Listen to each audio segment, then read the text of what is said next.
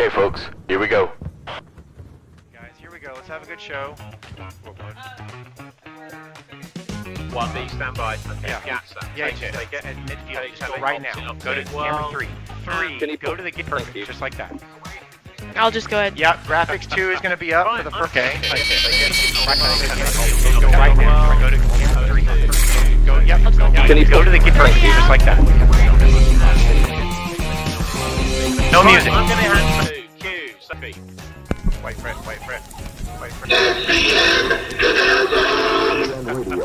On radio in the Canal Zone. All right, guys, mic check. Go ready. Okay, Ricky, mic. Yep, I am ready. Wait for it. Willie, mic check. Yep, let's go. 1B, stand by. 10, 9, 8, 7, 6, 5, 4, 3, 2, 1, and we're live. Okay, and go for it, guys. Hello guys, it is Friday night once again. Thank you for starting your weekend off with us here at the Balboa Yacht Club. It is now the 10th of January, so we're moving right along in 2025. Ricky, what's going on, man? Yeah, the 10th of January. It almost sounds like we're moving too fast. Yes, thank you, Willie. Gracias for, like always, having me on as your co-host. I love absolutely everything about what we do. Hey, guys, thank you, like Willie said, for starting your weekend with us.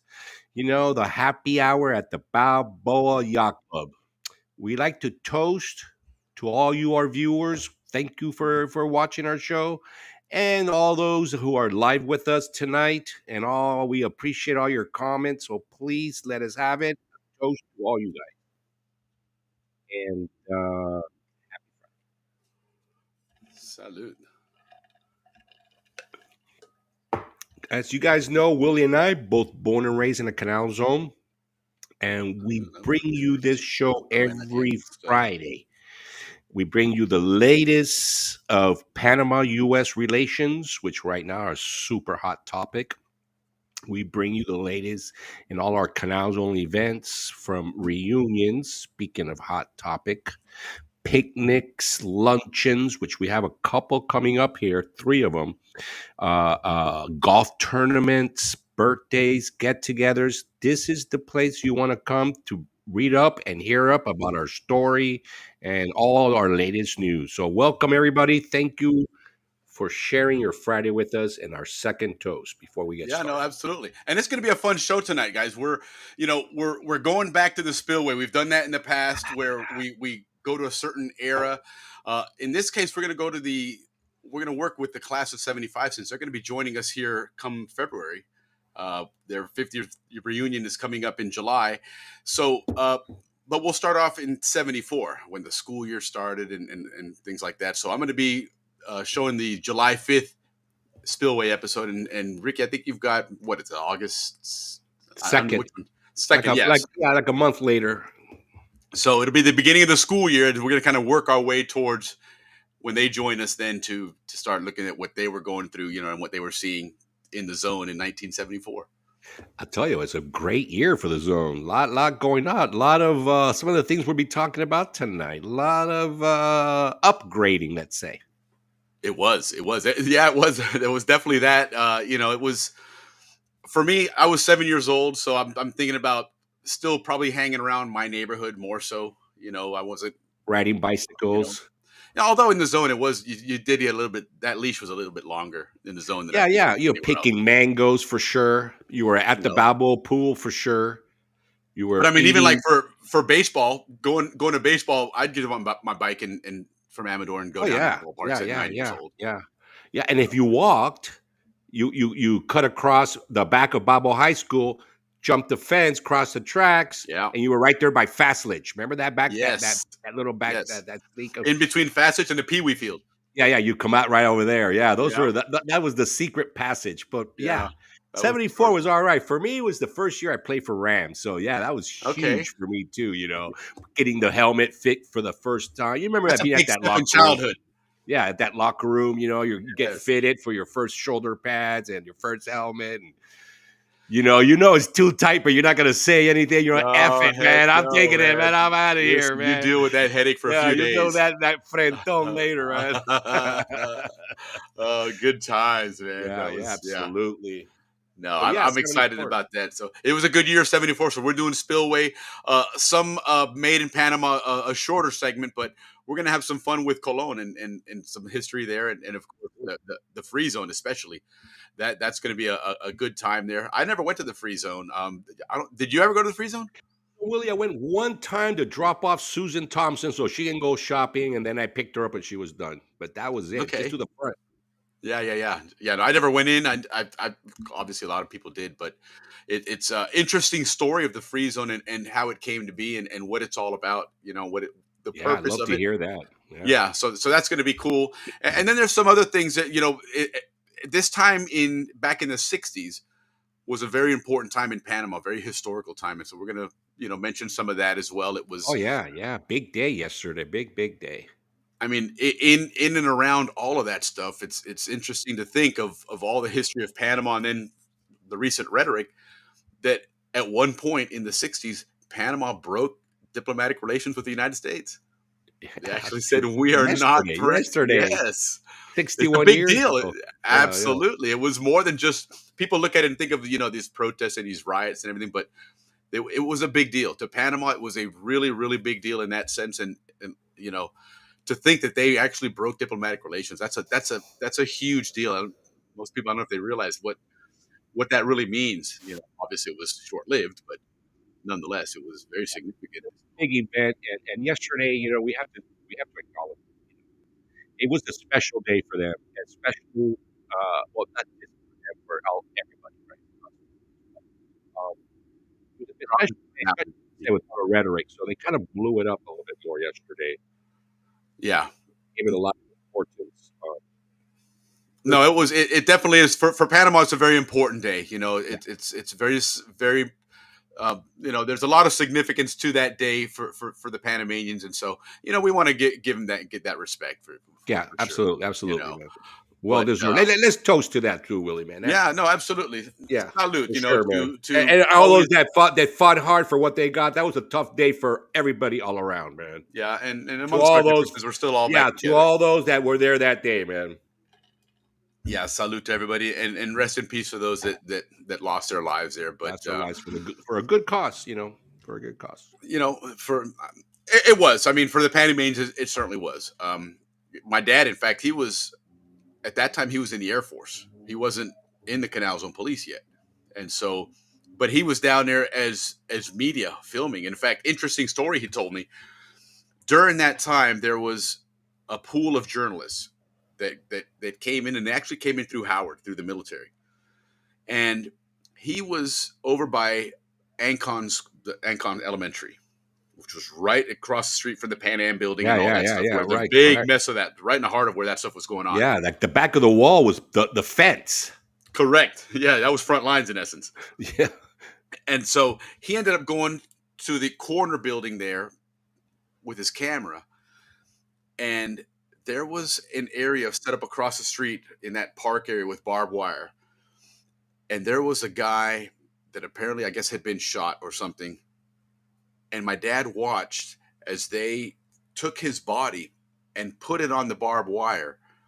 And there was a German journalist that was instructing him to do these things. And then he's taking these pictures. Well, when they were in Howard, after everything settled down and they were leaving, my dad and his unit, they were there, I guess, to help out because there was such a large pool of people. He was working in the terminal with them, and he saw the guy. And he mentioned it to some colonel or something, and they pulled him out of the line. And they took all of his film and footage and either destroyed it or confiscated it and took his name off that pool. And he said, "You're not traveling with us again," because here they bring him to here to film this, and he's creating a narrative that's not existing. Yeah, and, yeah. Well, and just fortunately he got caught doing it, and that's it's just one of those unfortunate yeah, things. yeah. Didn't Anderson Cooper do something like that, like in Haiti? Like Yes. It's like a water up to here or something, and then his water was down, and the water was down to his ankle. Yeah, you got to get that story, man. So, but this guy unfortunately got caught, and that was just one of those interesting. But again, nonetheless, 64 was a important time, a sad time for Panama in some ways. But they did a lot of things yesterday. I was on the news to honor these people. They actually have one of the iconic photos of that whole incident was climbing up the flagpole or the pole to hang up the flag. Yeah, a light pole, a light pole. And so they recreated it as a monument, Yes. A whole statue and monument. It has the actual light pole, and the three figures of the people climbing it, which was, and I really don't know the whole history of that, which would be interesting to find out how all that has taken place. And we probably should have done some of that. And maybe we can do it, Well, there's the magazine. God, I wish I remember the name, and it has that iconic picture of that. And I actually Time magazine. I have a copy of that, an original copy of that. Okay. So That that's would be what that's interesting to talk from that picture. Yeah. And now, did those guys get shot and killed or something, or I don't know, but they definitely put up a or they were just maybe the face of the protest then? In a sense. that's like the that face. image. Our favorite mayor that we always talk about. Yeah. He happened to change the some law and said, okay, look, instead of not having what they call the dry law, ley seca, you can't drink for 24 hours. He said, look, we're going to honor the fallen of that day from 6 a.m. to 6 p.m. And then after that, you guys can drink. So so there was a big fight about that. Some people are like, no, you can't. You got to honor for 24 hours. And this guy's going, well, shit, 12 hours is good, whatever. So they went back and forth. So then Meyer ended up going, okay, well, they always had this monument for that, but run down, broken, I mean, lights didn't work, flag disappeared, etc. Nobody ever walked by it. So Meyer went there and completely fixed it all up, right? Made it all sparkling, brand new, made it all spectacular. Looked really nice. I mean, it looked really nice. And then he did a big tribute. So they've politicized it. They politicized the 9th yesterday to levels that it's never been before. But it makes sense with all the rhetoric out there going on. So they're going to make it. But one of the things that's going to be happening forever is Balboa High School will forever share with the gentleman that died that day, Ausencio, and I apologize for not knowing his name. They put a monument for them with an eternal light, eternal candle. Oh, good. Yeah. So we will forever share with him, Balboa High School. We will always be together. So there you go. We have to live with that. That's what we got to do. That's what we got to do. And we love it. And we think it's beautiful. I'm a little against the architecture because it doesn't go with Balboa High School. Yeah, it's kind of like mix and match, and another moment brought to you by Art Vandelay. But that's another story. That's another podcast, right? Right. Yeah. But hey, listen, we'll toast to that monument too, and all you Zonians out there, let's share that love. Absolutely. Yeah, and then say, hey, it is what it is, and we'll share it with you with all our love. Hey, this was their country, I mean, these guys were supporting their country, whether we like it or not as Zonians, but it's part of the history there. And Rosanna, hello, Happy New Year's, putting on her mom was in the clinic in Cologne, just had your sister, and you couldn't go see her. Yeah, obviously, the thing was locked down. Yvonne is putting on here, what is it there? At the reunion this year, at the luncheon, we'll have a speaker talking about it. Okay, interesting. So that'll be something we'll have to definitely go and watch. Right on, Yvonne. Love to see Yvonne. Thank you for being on, Yvonne. Yeah, for sure. By the way, Yvonne, I got the Library of Congress sent me that third map that I was missing. So we need to get to work on that topic. Yes, Yvonne. Yes, you're right. Yes. I was going to talk about that tonight. Yeah. Yes. I was going to tell you, go check this out. It's a different angle. She's got a different angle. Well, there's these maps that I'm trying to recreate something for that construction documentary. Sorry, train of thought there. But I found these amazing maps from the Library of Congress. It was a set of 3 maps, and they only had 2. And I needed the third one. The third one had all of the Gatun area, or what would have become the Gatun area. And so I reached out to the guy. Do you remember we had him a couple of episodes ago? We played a short video of that guy, Norman Arauz, who had something to do with those old ancient Panama maps. And he works with the Library of Congress. So I messaged him. I connected with him on Facebook, and we started chatting a little bit. And I asked him, I said, hey, listen, I need this map and I don't know where to look. And he gave me a number to call at the Library of Congress, and I did. And they they found the map. They sent me an email going, "Hey, we found the map, and we got it queued up to digitize it for you, and we'll let you know." And they sent me a link to download it, which was cool because I was, what I was imagining was, remember the end of Raiders of the Lost Ark when Which they one? take 1, 2, or 3? the first one, the original. Yeah, for sure. I remember that. And they take the Ark and they've got it in a crate and they go into that government building to store it away, and it's just this massive warehouse. Oh, just, yeah. That's how I envision this map. Like, where the hell are they going to find this thing, man? But they did. They found the one, and so nonetheless, we have the map available now. So I want to get started on that because that's going to be a really big part of being able to envision what that area looked like before we started digging. So, Daniel, good to see you. My uncle David, B864, was at the high school when it was all went down. Yeah. I'd like to get somebody on and talk about that. And that one, maybe we should have paid more attention, Ricky, and prep for that and gotten some people from class of 64 to come on, because that would have been interesting to have that take that would on have been this. awesome. Well, maybe next year, for sure. Next year. Yeah. Hey, And we're going to listen, be around for sure, man. I'll tell you that much. And we don't have to do it just at this day. We could do it in a couple we could of do it weeks anytime. anyway, if we Yeah. can, There's a Hewsum that I know that was there. There's an Anstunes that I know that was there. For sure, man. God, all the different angles. Because, Willie, at the end of the day, the narrative is that, I know I can't get off this topic, but the narrative was that the United States was colonial and imperial and bully. Exactly. And then when we read the spillway, no, it wasn't. It was a total brotherhood, golf tournaments, fashion shows. There's so much that went on between the two. Much went on between the two nations. Softball tournaments, bowling tournaments, track meets. It was far from a colonialism. Far from that. Far, man. And we're here to correct that. Yeah. That narrative. No, for sure. But look at Rosanna's got an interesting story. 2 siblings born in Cologne. My mom's Dr. Karani, nice. And my dad's Navy ship docked in Cocosolo. He met my mom look at that. Till 9 years old. Very cool. What a great story. I think, you had mentioned that to me when you messaged me. Rosanna has some really cool Zonian stuff as well that, certainly throw it on here in the chat, if you want to promote it for sure. But, that's really cool. She's got a great story. And again, there was a lot going on in 64 that we should have picked up on, but nonetheless, we'll get it going later on. Anyhow, before we move on, and I'm going to cue this screen up. So, Ricky, go ahead and give him a song and dance or something, or kind of preface what you're going to bring up on Bochinche while I get Alex queued up here, because Alex is standby. I got some good stuff. You know me. You got me started on politics. Little update on not hard to do, but truly, I just wanted to update everybody before we get Alex on and really get into the Bochinche.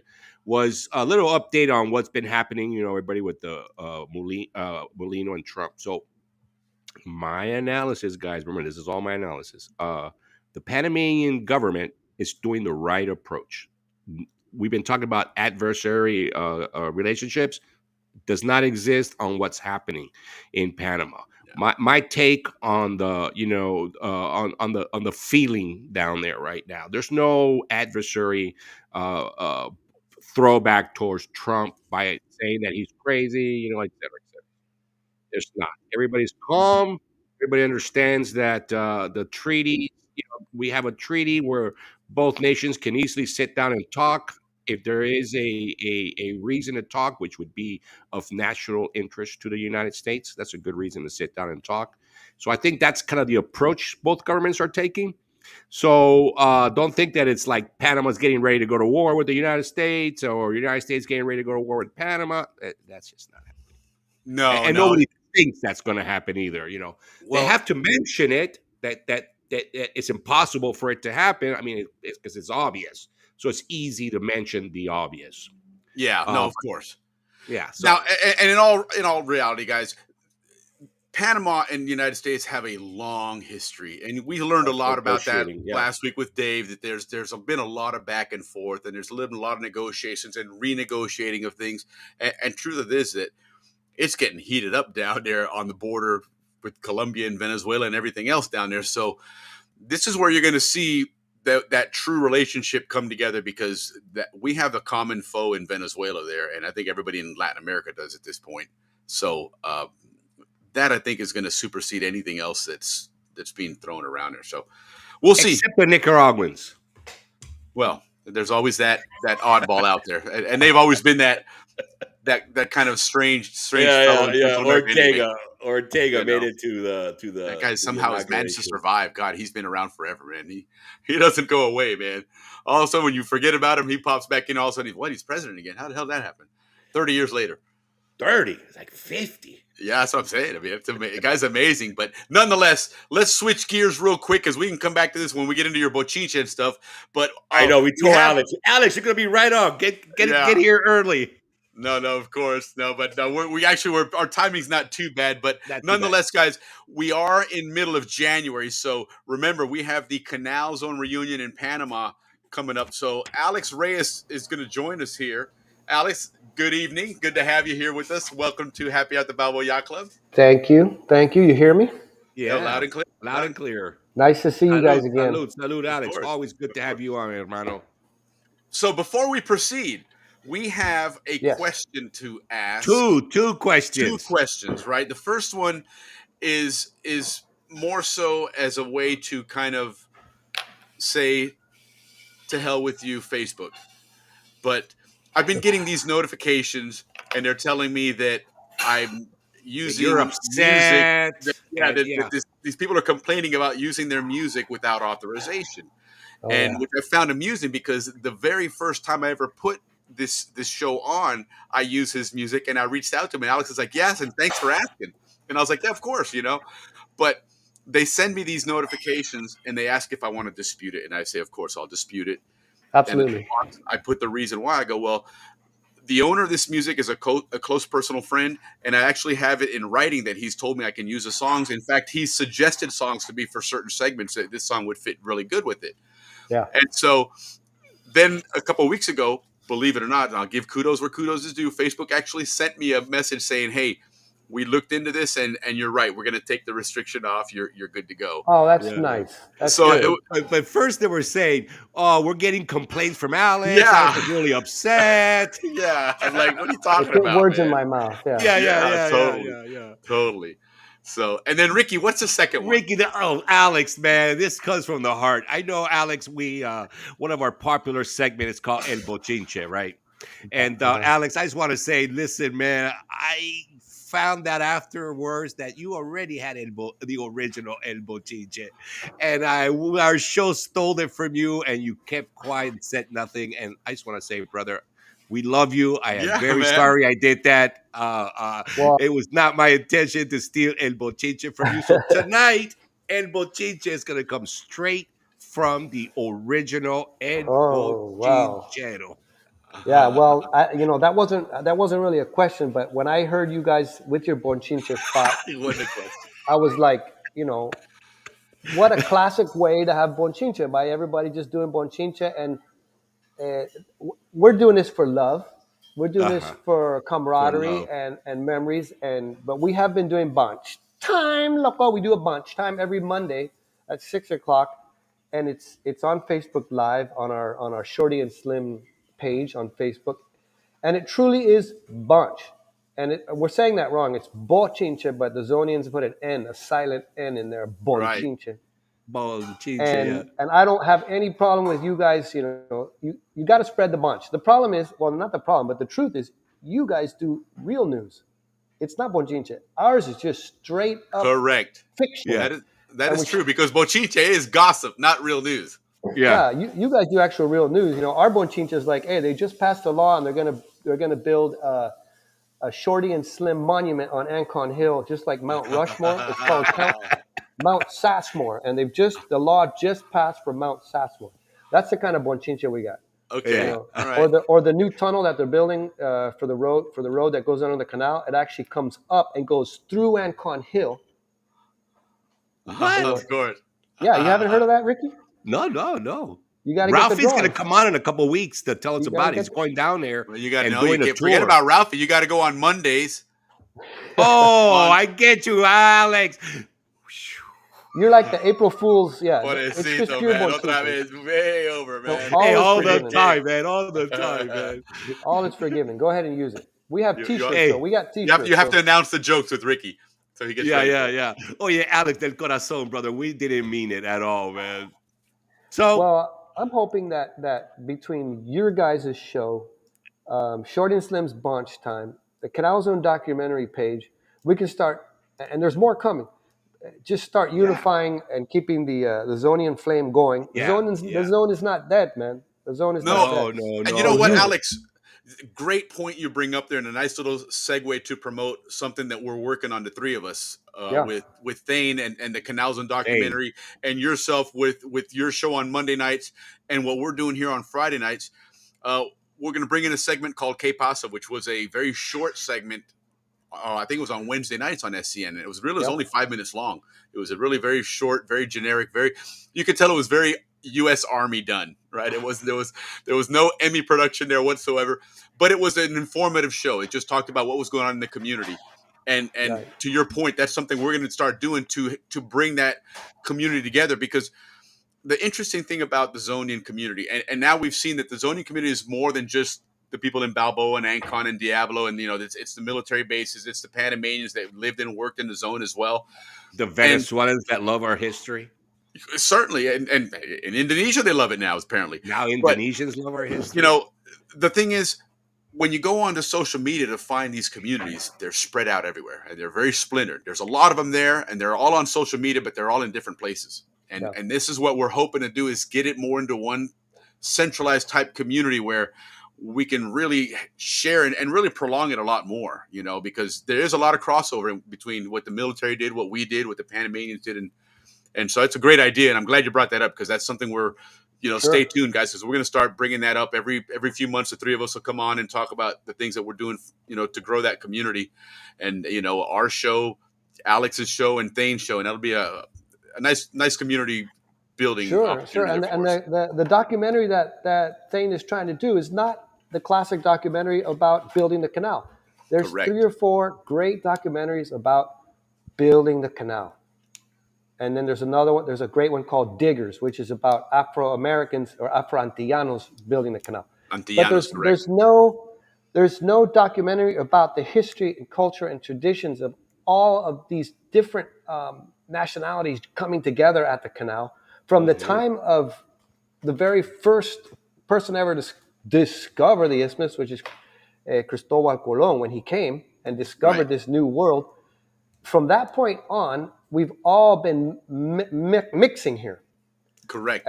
And so that's the kind of thing that he's trying to show in his documentary. And it's Yeah. a big endeavor. It's not going to talk about building the canal, although that's part of it, but it's our history, culture, and traditions all melding here. Yeah.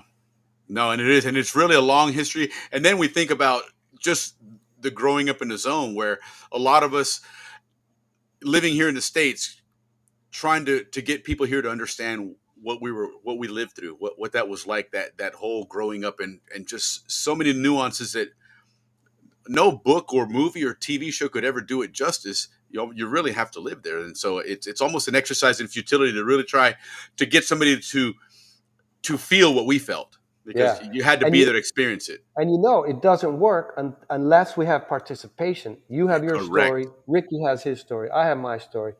But all those stories that are still out there, we're trying to get them, and that's Stain's thing: is Yes. tell me your stories. And the Canal Zone, the Panama Canal Society did this with the University of Florida. They did a great oral history book. They even wrote a book. I think it's called oh shoot, I can't remember. It's a book of just all oral history and stories, Yeah. and it's a good start. But there's nothing visual. Correct. So he's trying to dig that out of people, and it's tight because in this day and age, people are skeptical about filling out a survey online or giving any information online. 100%. Mm. Take it from me, our Canal Zone reunion, our registrations are online, and people are like, "Hey, I'm not going to fill out. I'm not going to make a Yeah. password, and I don't want to use your site. I want to pay you directly, and I'll give me a ticket." So those are things that Yeah. people eventually will come around. No, you're absolutely right, though. It is a different world that we live in, and it is hard to get people to commit some time to sit down and tell that story. Yeah. And but it really is important to bring that whole context together, because what you'll find out, I think, as this happens, and it will happen at some point, is somebody's going to read this and realize that somebody in 1974 that we're going back to here in a little while, somebody in 1984, and even somebody back in 1954 did similar things in similar areas.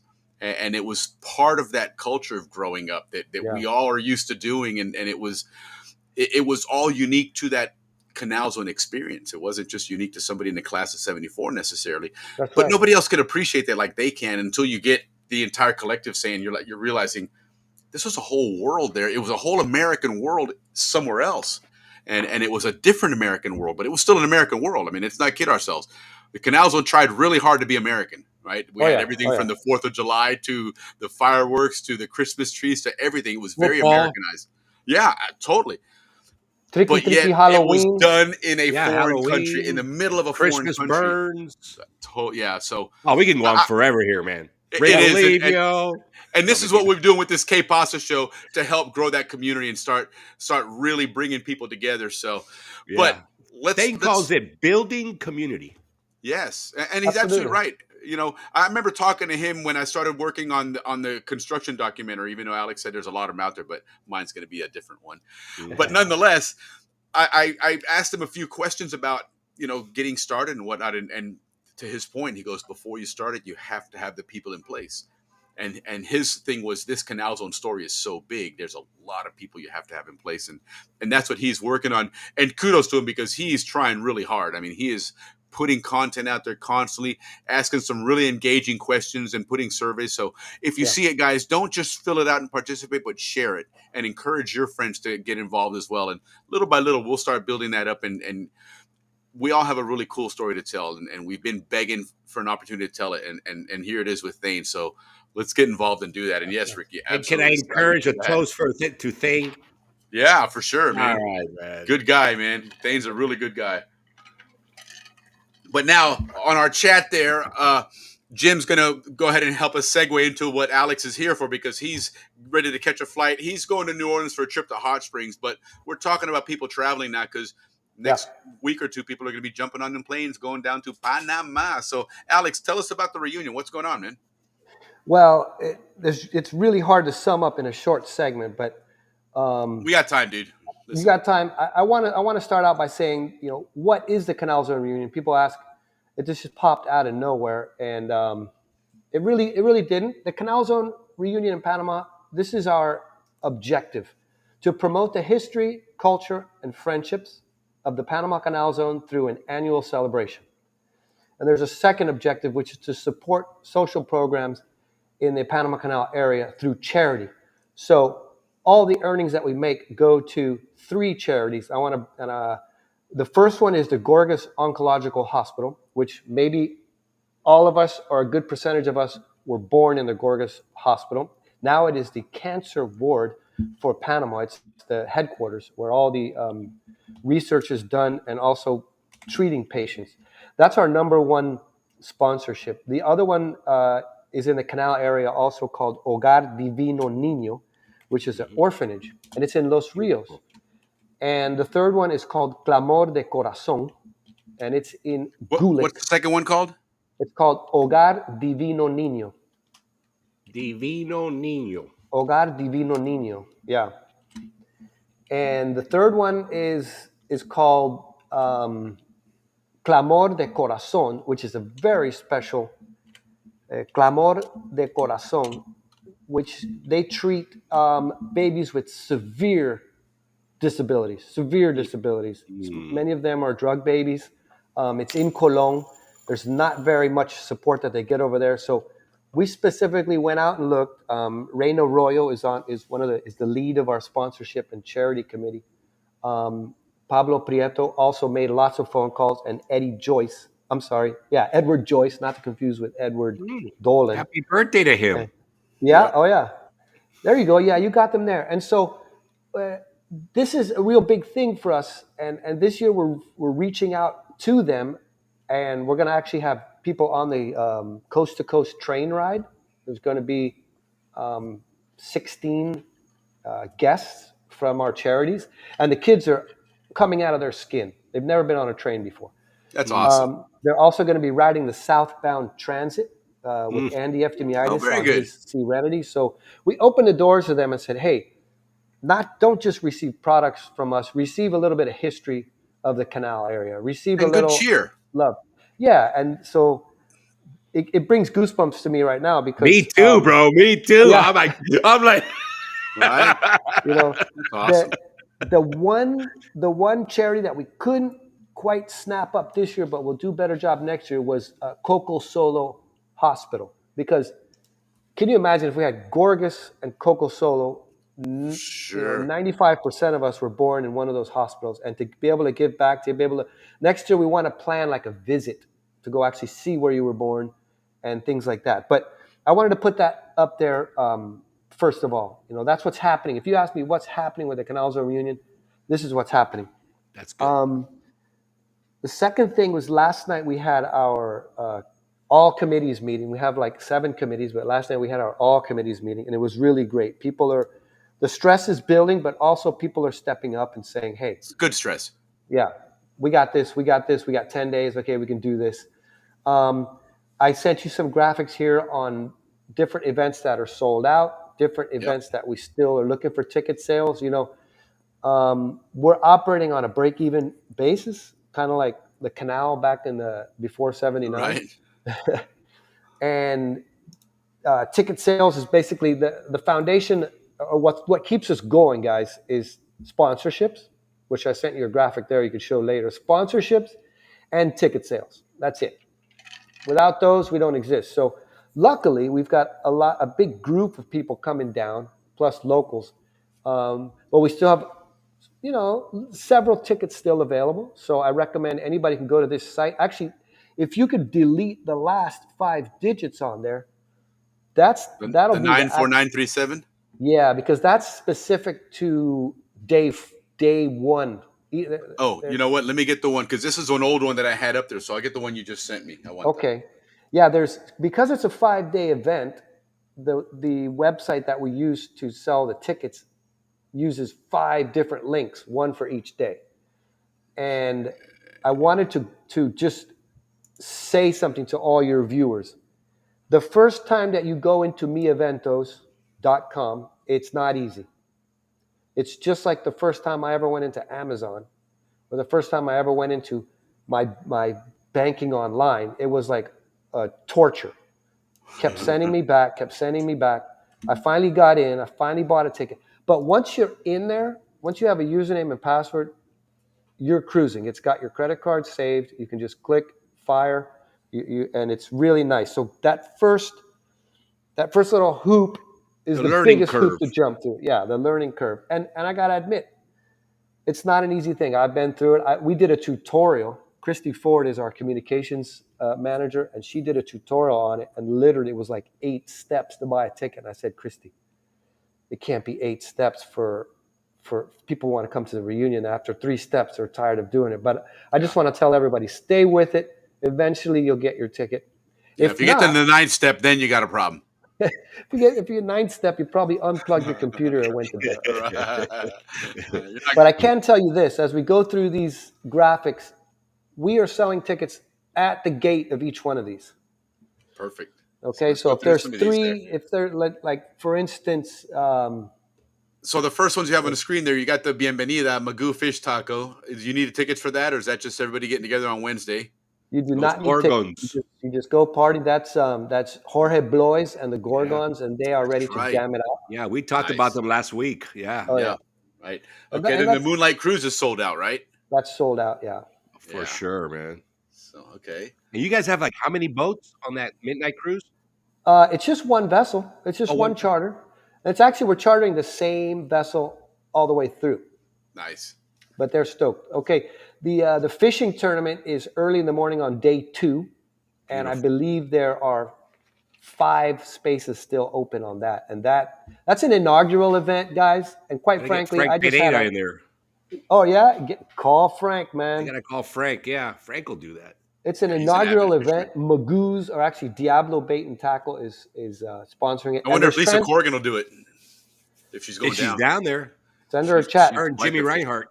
there's an interesting thing though, because at the same time on Thursday morning is the northbound transit, which is sold out. You see that? Yeah. So maybe people are doing that. But out of 300 people coming down, 350 people coming down, 55 are on this northbound transit. There's got to be more people. So you know what would be hilarious is in the typical Zonian fashion, you got your Zonians down there doing their fishing tournament. They're all nice and quiet, sitting there doing it. And then the Zonian transit goes, rah! And then you rev it, and all of a sudden this big wake and just pisses them off. And, Yeah. that would be so Zonian.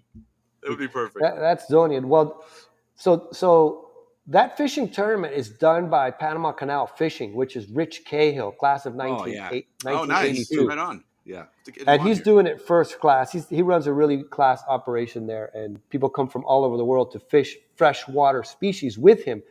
So it's a no-brainer for people to join this one. I think one of the things is people say, how am I going to get out there? You know, I'm coming to Panama. How am I going to get out there? There's a bus that takes you from the Radisson Hotel out to Gamboa, and it brings you back. So that's. Is there any events that would require transportation that isn't provided? Yes. Okay. And so you'll let us know which ones there is and which ones you have it available for. Yes. Yeah. And across the board, we recommend Uber or taxi across the board. Ubers are great. Taxis are fine. The Ubers are actually going to give you better value. They're cheaper than the taxis, and they're more safe. There you go. Thursday afternoon is the southbound transit. So the northbound transit goes up north to Gamboa, and there's a new passenger terminal there. There's a switch. And the southbound transit starts from Gamboa and comes back south. People say, well, I can't go on the southbound transit because how am I going to get all the way up to Gamboa? Again, there's a bus that will pick you up at the Radisson Hotel, take everybody up to Gamboa. That same bus is going to pick up the northbound riders. Sure, bring them back. Yeah. Perfect. So transportation is completely taken care of on the transits. Now, on the northbound transit, how do they get to, and where are they sailing out from? Oh, they're sailing from the Balboa Yacht Club. So you just got to walk down the pier. There's going to be someone right at the end of the pier with the list and the QR code reader. If we're not sold out, we're taking cash. You can buy a ticket cash and get on. That's important for any of these things. You can take cash. We won't have a credit card reader or anything like that, but we'll take cash or Yappy or ACH. Okay. There you go. Thursday night is the... And Yappy is like Cash App in Panama, right? Yeah, I don't know what Cash App is, but Yappy... Well, Cash App it's what a lot of people use to send money back and forth, almost like a Venmo type. Then I take that back. Yappy won't work for you. You need a Banco General. So it has to be... Okay. Yeah, but you can do Zelle, but better is cash, and that brings me to Thursday night. The Elks Club mixer is completely sold out. There's a band there. That's the one I want to go to. Yeah, that I've been telling people just go anyway, man. They just show up. It's the Elks. You can't be turned away. But they do not take credit cards, so you got to take cash at the Elks mixer. That's important. Okay, and that's a really fun way to kick off the reunion. Oh, sure. From it's like the last Thursday at the reunion. I mean, Thursday at the Yacht Club. It's for the Orlando version, yes. Right. And then the last activity there is the Chiva Parrandera #1, which leaves from the Elks Club. Yeah. Takes you around, does a little tour of the Canal Zone area, the Causeway, the Goethals, out to... actually, we're still working on the route because different routes for different days. There's a lot less traffic on Thursday than there is on Fridays. Let's put it that way. Oh, good. Okay. So the Thursday night Chiva ride departs from the Elks Club, and it still has some seats available. So, and that's a great ride. Everything's provided for you. We're giving away free cups, and you get a sticker with that logo on it. I don't know if you can see the logo of the people just hanging off of a Chiva bus. Oh, nice. Very Yeah. cool. I'll try and get a blow up of it and throw it up on there. That's cool. So like the link that you put up there earlier, when you go into that link, there's a line that says change date, and you gotta click change date, and it will take you through the different days from Wednesday to Sunday. Ah, okay. Yeah, that's how you see every event. So So don't assume because you don't see it, it's sold out. Make sure you click the date and look it up for sure. exactly, yes, Okay, cool. exactly. That's Very key. good. Okay, perfect. All right, and then let's see. So that's Thursday, and then this is Friday. Yeah, this is Friday. Our golf tournament starts on Friday morning. If I'm, let's see, I'll take some look at some numbers. We have 32 spots available still on that golf tournament. There's a really big amount of Zonians that are going to that tournament. I really believe that we're going to have the 72 golfers that we're looking for, which is Very good. would be amazing. That's the that starts at 6:30 is warm up and everything for that. At the same time, the Panama Canal Railway Experience is leaving from Corozal Station. That one, surprisingly, fellas, is not sold out, and And that that's is an always been a big. People have really enjoyed that. yeah, it's a surreal thing. It's a surreal thing to be on that train and you're gliding. There's not even any sound. The thing doesn't make. The only thing you hear is the joint between the carts. Right. Interesting. And and maybe the of the tire of the wheels on the steel as it goes into a curve. Sure. It's such a quiet, peaceful thing. This year, though, with the help of Tommy Morris at the Panama Canal Railway Company, we got the dome car. Nice. And that's open. It's like basically a canopy open, like what do you call it? Those convertible cars. It's like that, Yeah. but it's glass. It's a beautiful way to see. They use those up in Alaska a lot of times. Yeah. The sightseeing trains. It's an amazing thing. So there's seats left on that. That's going to be open. We're going to open that up. Actually, all of these events, guys, are open to the world. I've had to the world. I've had people come and say, "Well, I can't go on the train ride. I'm not a Zonian." I said, "Who told you that? Yeah. Right. Who told you that? Anybody who wants to know anything about the Panama Canal and the area can go on these things." And if you're not a Zonian, reach out to me for about $50. I can get you a Zonian card, and you'll be good. Or me for free. I got you in, man. Viste, ya me joteé la vaina, man. You could have got at least a 25, man. This guy went to free. Hey, we win by numbers, man. We win by numbers. That's Bonchinche right there. Right. Now, hey, to get to the golf course, is there transportation? No, Okay. that's a trick. To get to the golf course, when you sign up for the golf course, we're going to send you an email saying how to get there. Okay. You can Uber it.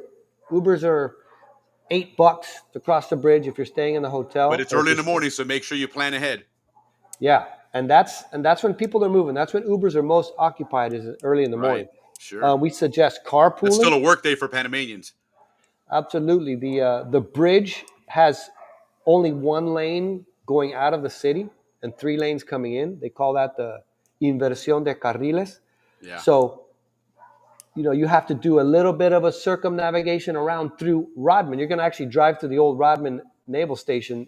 That might send your heart into a flutter. Sure. Little nostalgic trip there. Yeah, but you definitely need a little bit of help getting there. So we're going to put that. The golfers, we've created an email list for the golfers. So it includes lunch. It includes a polo with that logo on it. It says, nice. Annual CZR annual Ray 2 Golf Classic or Golf Tournament. There's and really for those of you who don't know, prizes. what's the Ray 2 mean? The Ray 2 is a tournament named after my father, Ray Reyes, and Ray Underwood, who's 2 avid golfers here in the Pacific side back in the 70s and 80s, and they passed away. And Todd Underwood, the oldest son of Ray, we decided to create a tournament and name it after our father. So we have 2 special holes. One is called instead of best ball, it's worst ball. Okay. So you have to play the worst ball in every shot for your group.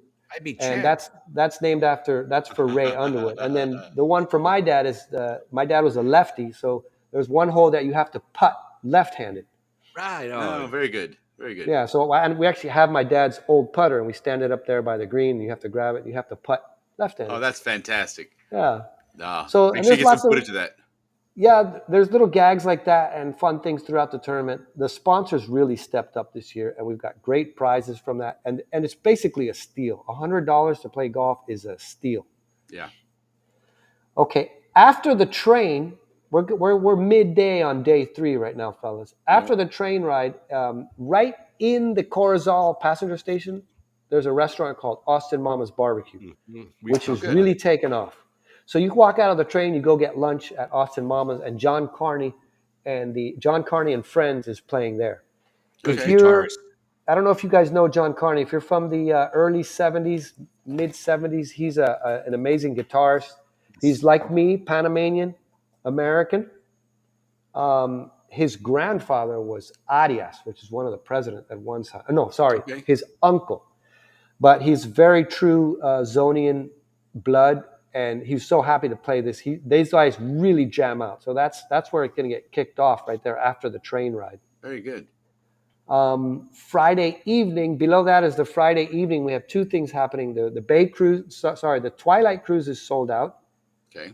And the Chiva Parrandera number 2, I think there's 3 seats left on that one. So we'll probably sell that right at the door. Okay. And the evening after all that is over at 8 p.m. There's a CZR jam session. We're inviting all people who play music to come and jam out with the house band at a place called Teatro Escondido, which is in Albrook. Oh yeah, we talked about that. Yeah, and it is really escondido, man. You might drive The right hole by in the wall. You might drive by a couple of times, yeah. You know what it is I don't know if you remember, you come into Albrook front gate, you take a left, like you're going to the pool, and over there on the left in that field was like a warehouse where they kept all the lawn mowing equipment. Vaguely remember that. Vaguely, yeah. Well, that's what that is. That's this old building. Okay. And so these guys took it and turned it into a theater, and it's really neat. They have live music in there all the time, but I've told people like Fred Bales, Stanley Wright, Shorty and Slim going to try to swing by there. Anybody who knows music, who's played music, JB, I'm trying to get him to go, but he's got a gig that night. He's booked, man. JB's booked. But it's just an open night to jam out. And that's the way we wrap up the evening on Friday. Right. Very nice. Those are always the best sessions, man. Just Now, everybody and then any of these events here that are listed on here, you go to the website down to Mi Eventos and you click around, and if they're available, you buy your tickets there. And you Exactly. want people to do that as opposed to waiting. Yeah, that's the ideal thing. We need to get the sales up front to pay for some of these things. But if it's not working out for you, come see us at registration. We'll talk about registration at the end of the deal. But at registration, we'll give you instructions and QR codes on how to just buy the stuff straight up at the I call it the door, but it's basically where our check-in person is, where they're checking people onto the bus or onto the cruise. Right there, you can do a transaction right there and get on the bus. Perfect. Yeah. And Yvonne's asking if you had to Uber the train ride, which you already answered. But now on the way back, after you finished at Austin Mama's, are you Ubering from there, or is there? Uber from there. Yeah, Yvonne, that's a good question. But Uber's probably the best way to go, because the train passenger terminal is an odd way. To get there, you have to come down one side of the highway. You can't get to it from the other side of the highway. So if you try to drive there, you might go crazy. Interesting. Okay. Yeah. It's actually the old Army Corps commissary. That's the passenger terminal. The Corps Army commissary. Yeah.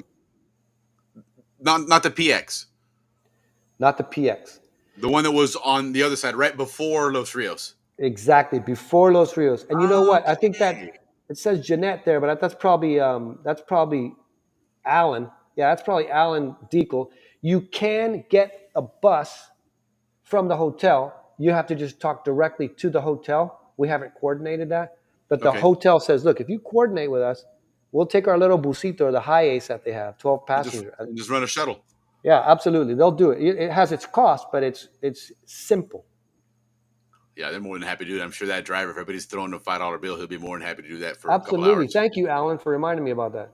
Yeah, right on. Alan is one of our board of directors and actually one of our founders. It was him, Eddie Dolan, and myself standing out in front of St. Mary's Church saying, hey, let's make a reunion. And that's how it all got started. Nice. And Rosanna's asking if you played with Truth Band. To think about that. Yeah, right? I mean, the three of us are St. Mary's alumni. You're right. And St. Mary's, we all went to St. Mary's. 6 o'clock mass. That's right. Rosanna, you'll have to, I'm not sure. I know that John Carney played in a lot of bands in the Canal Zone. and he actually moved to the States in college, and he made music his living. He's made a living making music, and it's pretty amazing. There's not too many Zonians that have done that. Evan Yeah. Rodonici's one. John has done it. Yeah. He Yeah. There's played another with one George that Paul. George. George. Yep, for sure. And Absolutely. then Hats off to George. recently, Paul. Bliss Morris has been posting someone else that's a Zonian that's writes music for a lot of country music stars, and he's been touring on his own here in Florida. I was gonna Mike Nazarenko. No. It was somebody else. I'll find Huh. it and list it here. But I would be very, very honored to have George Call come down and jam out at a Canal Zone reunion, man. That would be amazing. yeah, that would. We've had him on a couple times. We love it when he's on. Really? Talk about variety, Where is it? Ask what como la vaina? Ask como la vaina? Aska. Aska. Oh yeah, Aska. That's the name of his band. Aska. If you want to, Atlantic Ciders kick ass. Yeah. absolutely. Hey, I If you guessed wanna that go to- shit, man. I guessed that. If you want to click over to day 4, I'll tell you. James what's happening Slater day 4. was the guy's name. Oh yeah, James Slater. Oh, Yes. Yeah. Okay. And there's also one that McLaughlin, una vaina así, que también es a Zonian. Interesting. Hey, all these Zonian musicians, we got to get them out of the woodwork, because the idea is eventually one day to have a Canal Zone Reunion Music Festival happening at the same time as a reunion. So you can, Sure. That would be and awesome. that's what's happening. That's what this is. This is a mini Canal Zone Reunion Festival. If you've noticed, every day we have live music. Yeah, cool, man. That is You part know of our what's something- DNA. You know something interesting that you should try and do, Alex? There's a group on TikTok, and they're these really bass and baritone singers, and they sing together on TikTok, and it's amazing. They've actually done a rendition of the Pirates of the Caribbean song, the Yo Ho, whatever. Really cool video, and they all do it on TikTok, but they somehow collaborate online. It's really amazing, man. You gotta take a look at that. Okay. That would be a cool project to do. That would be a project, and it would be a neat project. And with everything that's come out of COVID, with all the digital, and the virtual things that you can do to record and then mix and then put it on a screen with all these people. Yeah, well, look at what we're doing here. I mean, we're getting people together all around the world, just like that. So it would be a really San neat project Francisco, to look Florida, Panama right now. Absolutely, yeah, right. Big triangle. That sounds like a 1840s people going to the gold rush. Yeah, no doubt. Yeah. Oh, absolutely, man. Yeah, that's that the way it was. Aspinwall. That's how it all started. Well, there's your day 4. Day 4 is our main event, the Panazonian Jamboree. And we modeled that after the Panazonian Ball, which happens in Orlando. However, I looked up the word jamboree in the dictionary, and it means a cacophony meeting of like-minded people with food, speakers, fiesta, and music. And I thought, let's do a jamboree here. Even though we know it's a football game. Yeah, and it also means a football game. That's how we know it. But you're right. The definition is correct. Yeah, like the Boy Scouts, the jamboree. That was the Boy Scout jamboree. Yeah, that's right. Correct. Right. But case in point, Ricky, if you look in the dictionary, jamboree also does say a sports event where everybody plays a round robin. So they would follow the rules there as well. They do. Okay, but if you look up in the Afro-Antillano dictionary, a jamboree is just a big all-day long party. So this is what we have. We have an exquisite menu of Panama cuisine. We've got live music. We've got showcase speakers, which I want to come back to. We've got a pool party. So if it gets hot, you want to get wet, you get in, you get out. We've got a free rum bar by Ron Abuelo. Thank you to Reina Arroyo. She was able to... right out. Nice. We've got a free rum bar while supplies last at the pool. So that'll be about 7 minutes, guys. No, okay. We have the vendor room. Yvonne Cooper is organizing our vendor room. The vendor, it's not even a room now. It's an area. It's 30 vendors. We're calling it Stevens Circle Vendor Area. Good name. And it's got... And she only allows artisan work, no plastic. Nothing, Oh, right on. nothing, Nothing made in, tú De que sabes. handmade y vaina. yeah, nothing made in China. Nothing. Nice. So you're going to get some authentic stuff in there. In that same area is the showcase room. And I wanted to let you know our showcase room is something kind of modeled after the luncheon speakers at the Okay. Orlando reunion. But in this case, we have 12 speakers, and they're going to be in 2 rooms. So both rooms are going off at the same time. And every hour on the hour, we have a showcase speaker. So, for example, one of our speakers is from Ciudad de Saber, which is Fort Clayton. They're talking about how they're turning Fort Clayton into a living museum. It's a really neat thing. They've taken an old house and put it as it was in the 50s, and you can go visit that, but these people will give you a little show about that. Another great speaker is HB2. He's going to be talking about a sassumentary that he's putting together with Shorty and Slim. We did a documentary on Coach Vincent Thomas. So we're going to do like a blue carpet release of that video there. You can watch that. There's a fella coming to talk about coastal artilleries of the Canal Zone. He's going to talk about why they were made. He's an architect by trade. So he looks at it not from the military point of view like Charlie Morris did with his book. He looks at it from the architectural point of view. It's really amazing. He talks about rebar and concrete. Engel and Volkers is going to be one of our speakers, and they're going to answer simple questions like, how do I get my cedula? How do I get my passport? I was born here, but I don't know where to start. That's great, man. Yeah, and they do relocating. I heard it's super efficient too, quick. You can do it fast if you got the right person, you know.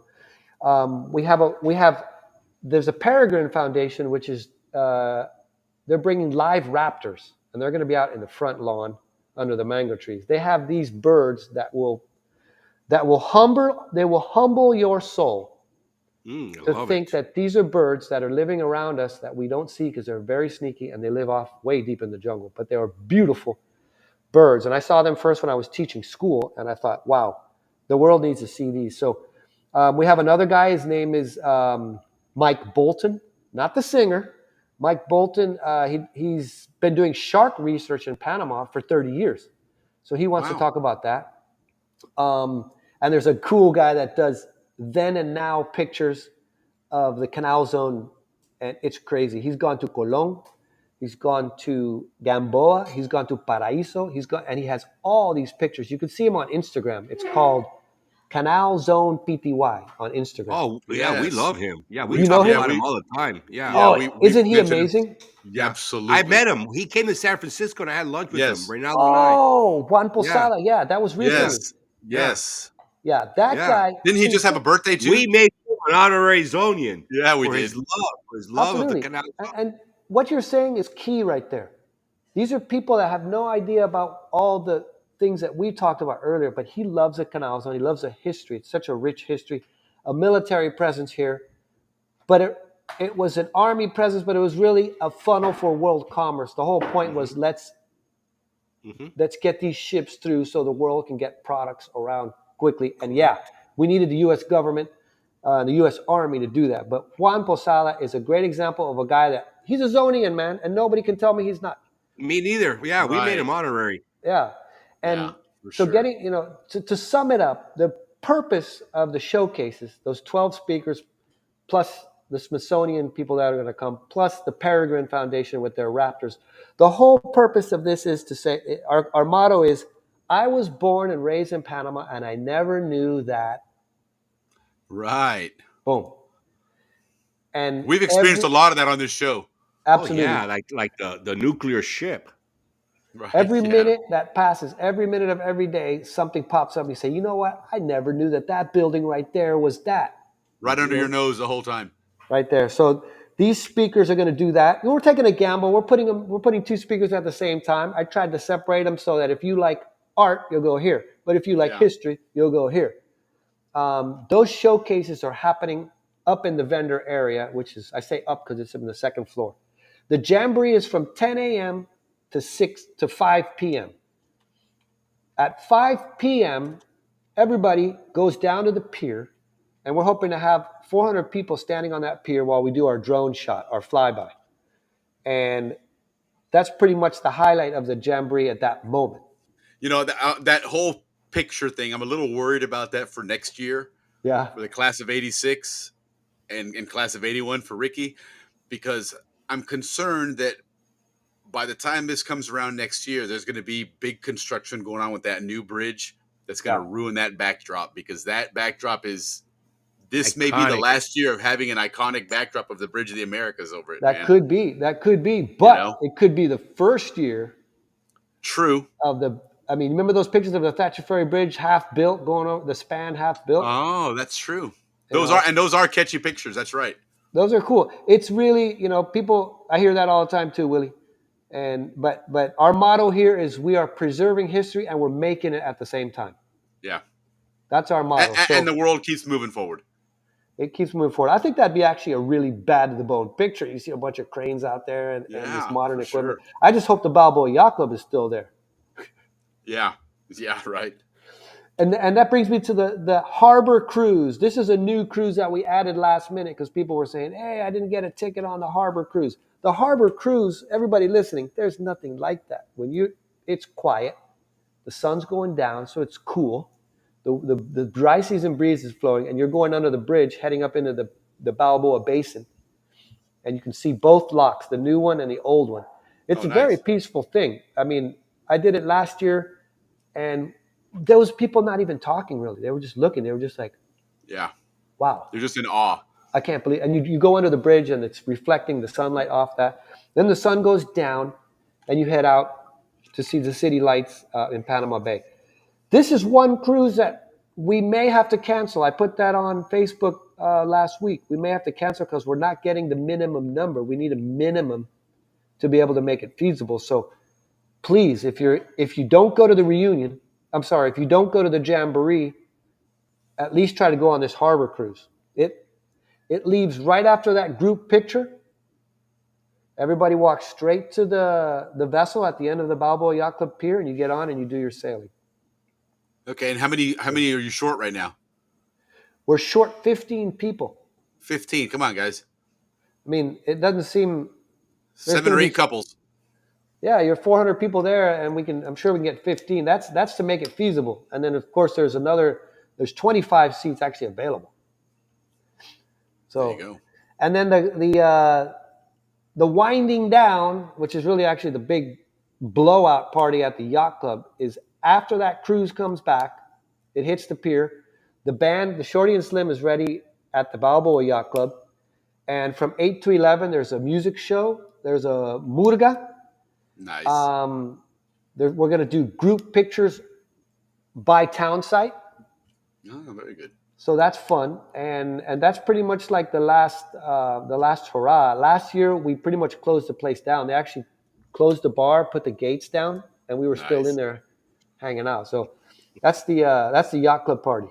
Yeah, and that's right the on. end of it. Yeah. And for anyone listening, if you can't make it to the jamboree, you can still go to the yacht club party at night. There's a $10 entrance fee, which that goes directly to the yacht club. That has nothing to do with CZR, but it's a very reasonable price, and you're going to get a wristband. And it's a cashless system there. They're going to do cashless because with 400 people at that yacht club, you can't be waiting for your bill. You need to just tap. So there's going to be people tapping, and there's going to be call them kiosks where you recharge your wristband, kind of like at the Clayton Fair where you went to the thing and you bought your tickets. Yeah, similar to that. Very cool. Hey, real quick, you were mentioning earlier Rich Cahill and his fishing, doing that, and Vern Couturier sent me some pictures, and he did it with him in Panama. So just take a look at it. So if you need to sign up, this is what you're looking at, guys. This is, again, if you're here in the States and you're into fishing right now, it's 30, 40 degrees here. This is what you can be doing in 2 weeks. Okay, is some really cool fishing down in Panama. Here's another picture he's got there. Right on. Look at that. That's a snook. Yeah, how about that, man? Look at that. And you don't have to bring a thing. All you have to do is show up. They give you everything. There you go. They'll even hand you the pole with the bait on it already. Look at that. Come on, man. I mean, what more can you ask for? Come on. What is that? That looks like an Oscar or something. Unless a blowfish. That does look like an Oscar. Maybe it's a peacock bass and he's just having a hard day. Could be. But anyway, thank you, Vern, for sharing those. So that's what you guys are in for. If you sign up for that fishing tournament, guys, and it's the first one. So Yeah. you know, And then the fifth day, we call it the fifth day because it's a wind down day. There's the Toboga cruise is sold out. I guess that's a good thing. People want to wind down. That one actually goes out to Toboga, goes around the island, drops anchor, depending on which way the wind is going and the tide, but and it does that. And who we got here? Is this Al Sprague? that was Rosanna Price. She does some artwork too, and she's done some Oh. stuff with some of his artwork as well. Yeah. But maybe for next year, Rosanna, the class of '86. In fact, speaking of, real quick, here's a cheap plug for the class of '86. Let's start getting stuff together now, get the ball rolling, and start organizing it with these guys so we can, start putting stuff together, booking spaces or whatever we need. I know that you probably don't want to touch the 2026 one right yet, but no, hey, Willie, we're already thinking of 2026 and 2027, and I mean that's the way these things grow because you learn a lot when you organize these things. Yeah, and you learn certainly what not to do and what. I mean, this year we're going to be packed tight in the Radisson. We're going to be packed tight in the Yacht Club. But next year we want to get the whole hotel at the Radisson. So we're already talking with them. We know the down payment we need to make. Okay. And right now we have half the rooms. We want to get all of the rooms. Okay, so what can you give us tentative dates and stuff? Because I'll start pushing it to the class of '86. We're already starting to get the buzz going. Hold on a minute. I had tentative dates. And if not, we can do it afterwards. Después, if you want, no big deal. But I'll start promoting it now and start getting the ball rolling. It's typically the last weekend in January. Okay. And there's a key thing. I think I talked about it once. It's got to be after the Panama Jazz Festival. Okay. And before carnivals. Sure. So we got about a 2 or 3 week window there that you can work. There is. Airline prices dip. All these places that we're visiting are impacted by the Panama Jazz Festival, so we can't do that. But as soon as the Panama Jazz Festival, and by the way, if you want to put 2 weekends together, that's an amazing thing. The Panama Jazz Festival, I think, is on their 20-something, 25th or 22nd. There's the Panama Jazz Festival, always happens the same weekend as the Cardenas Tree Bird. Oh, okay. So that's a blowout. And then the next week we have the Canal Zone reunion. Thank you for that, for letting us know about that that quotation. That's Jim Duffus. Oh, is that Jim? How you doing, Jim? Yeah. Preserving history and making it at the same time. I can't express it more to you guys. The Canal Zone is not dead. Correct. Okay. That's what we try and do every Friday night. Keep this thing alive, man. It's different. It's not dead. And it doesn't depend on people who were born and raised here to keep it going. It's people like Juan Posada. It's people like this guy that does his bird research here. It's people like the guy that does his research on ants for the Smithsonian. You know, the Smithsonian has been here as long as the Canal Zone has been here. Yes. And these guys aren't born and raised here, but they love the Panama Canal Zone. Correct. So, yeah. Oh, so there's that fish we were talking about. It was an Oscar. Good eye. All right, good. Well, look, that fishing tournament is great. If you catch 3 species, if you catch a snook, a tarpon, and a peacock bass, you get the grand prize. It's like this $400 bottle of rum. So that's like the Triple Crown. It's called, they call it, I can't remember what we called it. It's funny, though. The people from Diablo Bait and Tackle said, if that happens, you might as well just close the reunion down. Oh, very good, very good. But that's the trifecta. Sure. Look, that inaugural tournament is in Gatun Lake. Next year, we're looking at an open ocean. Nice. Open ocean trip. Everybody heads out, then they come back, and we see who's got the biggest fish. That's where this is going. When you talk about 2026, we're talking about Panama Convention Center, which is right next door. It's got some beautiful showrooms. Oh yeah, is that where the old Officers Club used to be? No, that's a brand new building. Okay. Which is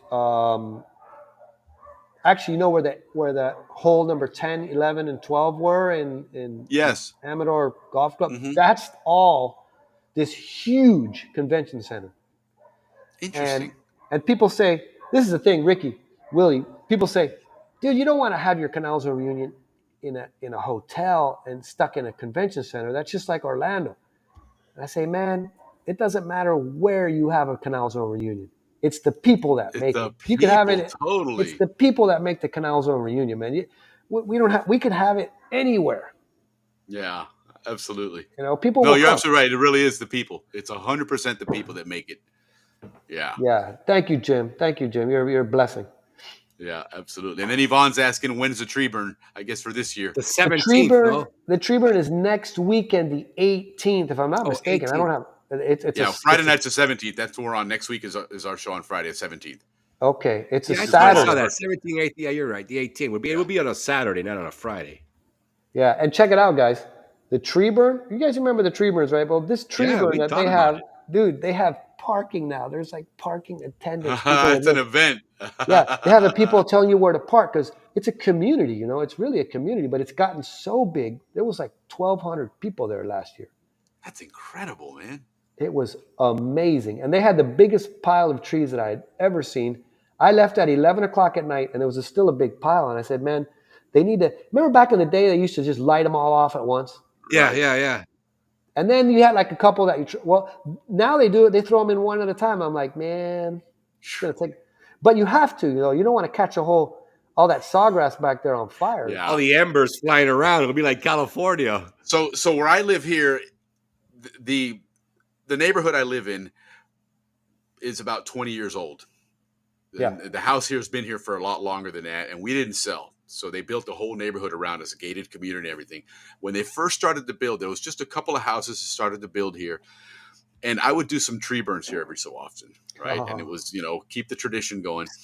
And so this one year, I think it was like 2003, I want to say, I went around. Apparently that had become now the big thing that all the schools for fundraisers would sell Christmas trees. So there was just a glut of Christmas trees everywhere, and they couldn't sell them all, of course. So the day after Christmas, I drive around with a truck and a trailer, and I go to a couple of tree lots here, and I was like, "Hey, let me have your trees. I'm gonna burn them." They're like, "Yeah, of course," because they got to go and dump them. They got to pay for that, so they're more than happy to give them to me. And this one lady, she's like, "Hey, I have a couple more tree lots here. I'll happy to take the trees over to you." I was like, "Absolutely. Here's my address," and I give her the address, and I load up a few trees here, and I leave.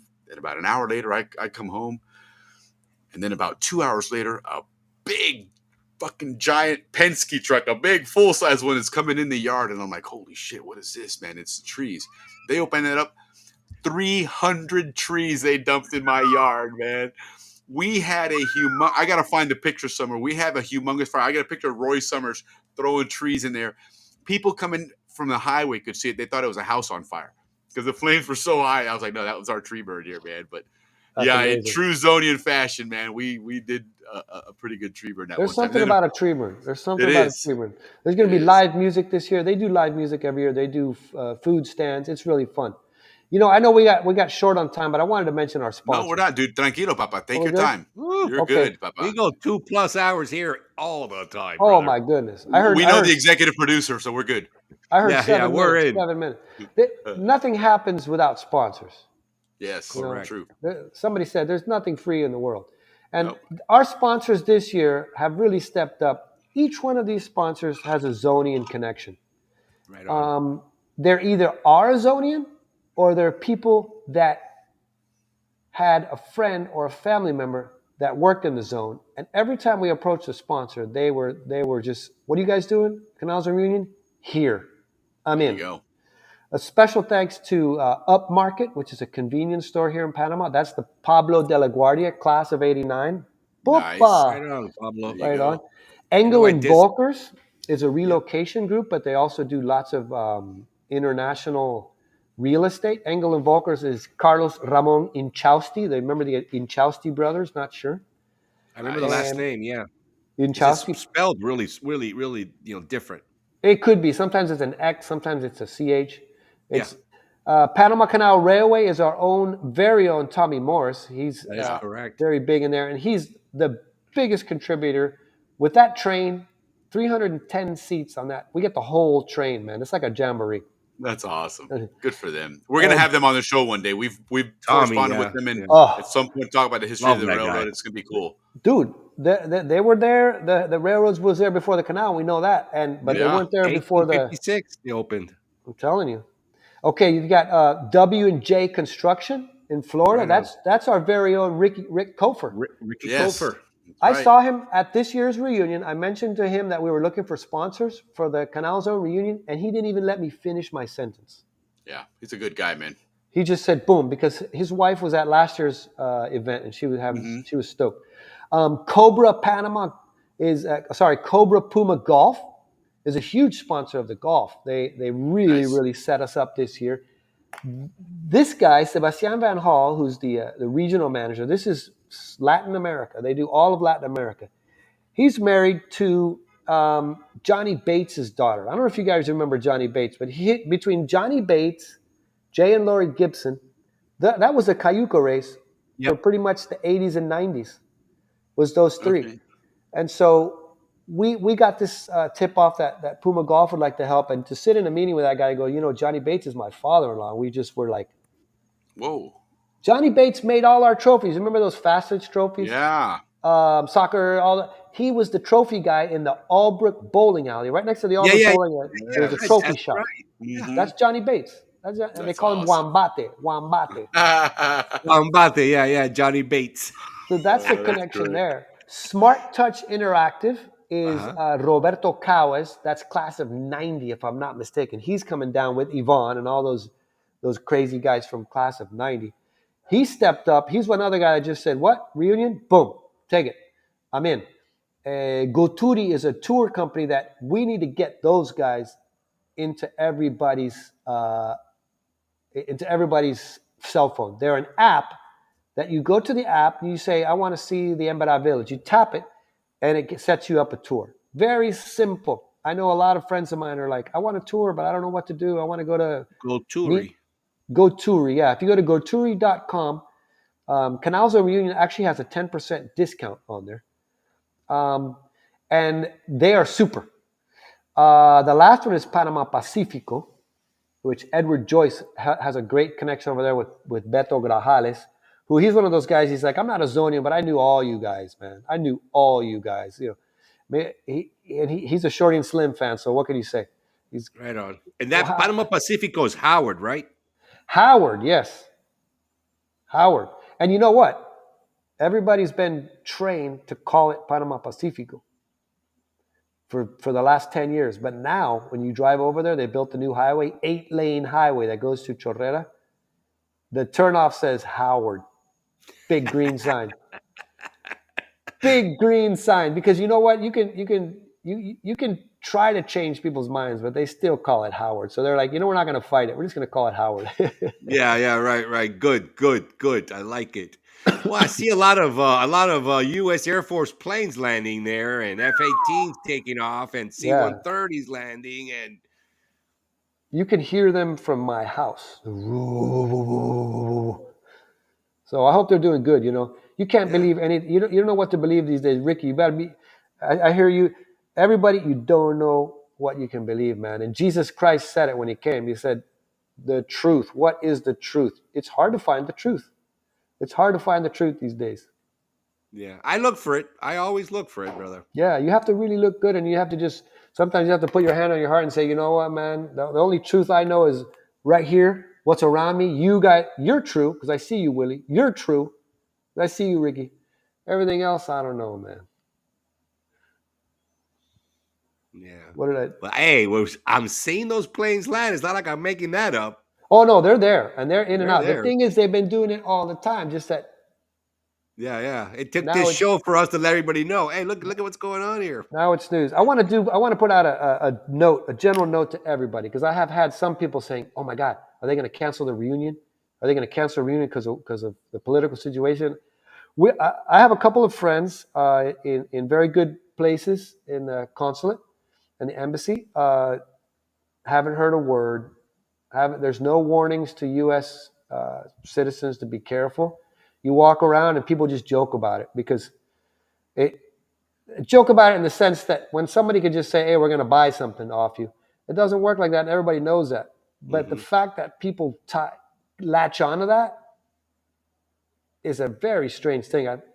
And so there's at this time, at the time of this broadcast, there's no anti-American feelings at all. That At all. adversary, there's no adversary. Yeah, we mentioned that earlier in the show. Yeah, You none. did that. You did that. Absolutely nothing at all. And if they're going to do that, then they got to kick out all the Iranians that are here, then all the Indians that are here, and all the Afrantillanos in here. There's people from everywhere in Panama. It's always been a melting pot since the very first moment that Cristobal Colon set foot. I don't even know if he came here, to tell you the truth.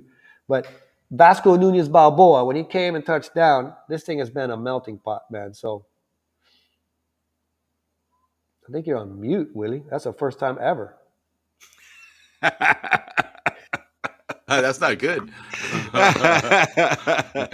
Yeah, definitely what you're saying is true, man. I don't Can see you hear it me? either. I don't see like politicians, like kicking back, like and said, everybody's like, look, there's not gonna be no military takeover. We all know that, Yeah. right? There's not gonna be no buying it for $1. We all know that. We all know. Don't we? I mean, it's true. We know that. So, but if there is a national interest, and this is what Aristides said, if there is a national interest, yeah, let's talk about it, because that's what the treaties are all about. If there's a something that worries U.S. national interest, well, let's chit chat. Or Panama. That's the whole idea. Is that when Article there's an issue, 14 says they can do that. So that's the way the treaties were set up for that. So that's the way it's being approached. Hey, national interest problem. Vamos a hablar. Yeah, you can. That's what treaties. The Panama Canal Treaty was something set in perpetuity. Correct. And we know how that ended up. And the people who signed the Panama Canal Treaty, the very first one, the Bonavarilla Treaty, it wasn't the locals. It wasn't the people, the average everyday people. And when you talk about the Venezuelans, they're bad people. They're not bad people. I know a lot of Venezuelans, and they're like, God, please get us out of this. Yeah, they don't want to be in Panama. No, they're appreciative of it, but they want to be back at their home. They want to be at home. They're missing their families. I had a friend of mine. We do documentaries, and he documented a couple of people coming through. They walked through the Darien Gap. They're like, we're not doing this because we love America. We want to go to the streets are paved with gold. My daughter's back there. Right. But I can't do anything. The government won't let me do anything. And if you step up and say something. So the people in Nicaragua, I worked there. I did a job there for 8 weeks. Best people in the world. They're like, man, look at our country. We have no way we don't have a say in our own country. Yeah. So that happened here in Panama in 1903. The people didn't have a say. They signed off on it. And hey, we are here where we are today. Absolutely. Absolutely. And it's been, as we learned last week, it's been something that has been negotiated many times between these two countries. And they've had disagreements, and they've gotten together and talked about it. About it. If there needs to be a change, they change. They even have treaties like the one in the 70s under Nixon, the Nixon TAC treaty, a treaty that says we're going to make a treaty. Right. So I mean, Panama and the U.S. will work it out. Yeah, nothing adversary there. It's in both of their best interests to work together. Correct. Sure. Panama knows where to line up if they have to line up. They have been, and they always will. Yeah. They have been, and they always will. Well, and I think what's going on in Venezuela, you mentioned that I think is going to help to bring Panama and the U.S. a little closer together anyway, because that's a common enemy that they have there. Why else would Molino be talking like that if he doesn't have Theo Trump on his back? Well, and the people that are in Panama right now, the Venezuelans in there, the government officials, the unelected ones, that's irritating Venezuela quite a bit. Yeah, no, Maduro's talking bad about the Panamanian president. Oh, he is furious right now. He's like, you're the Panamanian president. Oh my God, you're going to fight us or you're going to fight Uncle Sam? Who are you going to fight? Because it's not going to be us. It's a very touchy situation down there, and it's happening right now. Yeah. And what does he do when he gets angry at other nations? He takes it out on his own people. Correct. Yeah. Well, that lady that just got kidnapped the other day, they got that on motorcycle. Oh, the president elect, was that the president elect? It was vice president or something like that. She's an activist, but she's very close with the president-elect. Okay. And Machado, I believe, is her last name. Yeah, Yeah, hey, we're living he through was in some amazing. Panama. Yeah, he was in Panama last week, and now he's in Yes. Dominican Republic.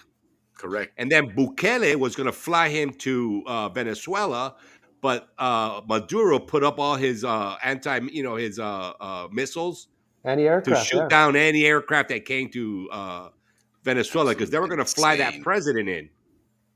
Yeah. But Yeah. Maduro put up all that. He said he was going to blow up a political plane.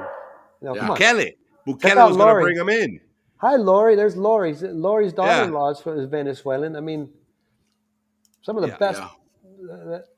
Hey, we're living in an amazing time right now, guys. You could say it's a horrible time, or you could say it's an amazing time. I choose I to think say it's amazing. it's I'm an amazing. excited, man. Yeah, It really is. There's a lot of things going on. There's a lot of change taking place in the world.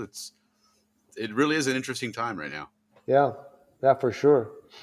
And bringing back the Canal Zone. The Canal Zone is a center point, bro. If you go to the the Bio Museum, right? We know how important Panama is with respect to the development of life and the development of humans, at least the theory.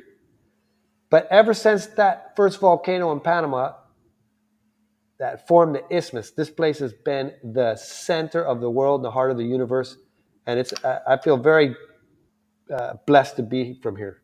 Oh, yes. That's what we're trying to celebrate with the Canal Zone reunion. And by the way, Frank Gehry, those that know architecture, is the architect at that museum. Yep. I mean, we have a Frank Gehry. I mean, the Disney Museum in LA is a Frank Gehry. Yeah, and what's the one in New York? I think it's the Cosmopolitan or something. The Met is a Frank Gehry. He's married to an audience, by the way. Well, there you go. They just celebrated like the anniversary of the Bio Museum. Yep. Interesting. That's something we would tell every Canal Zonian.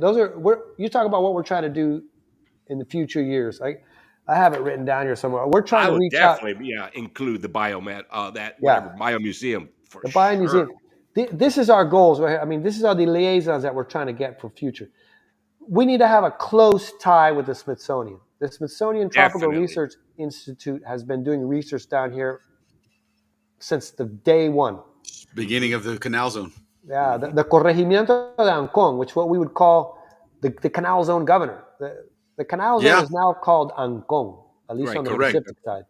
Correct. The Museo del Canal down in the Casco. In Casco Viejo. Yeah. They're going to be presenting at the showcases this year. They have a lot of really, really upfront, outgoing stuff. They're tired of just sitting there trying to get people to come. They're just tired of sitting still and waiting for people to come to their museum. That's a private museum. That's not correct government owned. So they need that kind of help. Panama Pacifico is Howard and Fort Clayton are two big connections that we've made this year, and it's going to grow. What we're missing is the Colón side, loco. We need Fort Eggers. See, Clayton was taken over by Ciudad de Saber. Right. And prolongated. Howard was taken over by London Regional, which is Panama Pacifico. In Colón, you had Gulick, Sherman, Davis. These places, nobody picked them up. Nobody picked them up and made them communities. So you have the Indostan community over there, but they're pockets. Nobody's taken a base and tried to keep it going, and so it's tough. Gulick is the closest we got, and if they did something like that, we'd love to get connected with them because the Canal Zone is Atlantic and Pacific. Yeah. The Club de Remos is another one that we're making outreach to. Club de Remos is basically the Cayuco people. Yeah. And our vision at Canal Zone Reunion is, I don't know if you guys know that they do regattas. They do Cayuco regattas. Yeah. Ralphie comes on and talks about it. Oh, yeah. Ralphie's huge. He's great. Ralphie knows, well, you guys know they don't have one ocean-to-ocean race anymore. They have 5. Yes. And they have the smaller regattas. Well, we want to do a Canal Zone Reunion sponsored regatta. So once we get to a certain stage where we can donate that, instead of us asking for donations, we want to be able to donate to Canal Zone traditions to perpetuate them. Sure.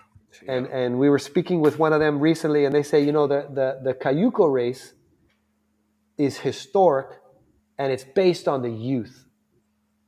It's always been a youth activity, but over the last 15 years, it's turned into an adult category, and adult racers coming from other parts of the world to do to paddle. But we lost the youth component. We lost You lost that. the Cayuga race. They lost it. There was 99 boats when Pablo Prieto was doing it in 2003. Now there's 19 boats, and there's no youth category. But in our days, the youth category was it. And then you had like the patch category. The gallery with like 23 paddlers on it.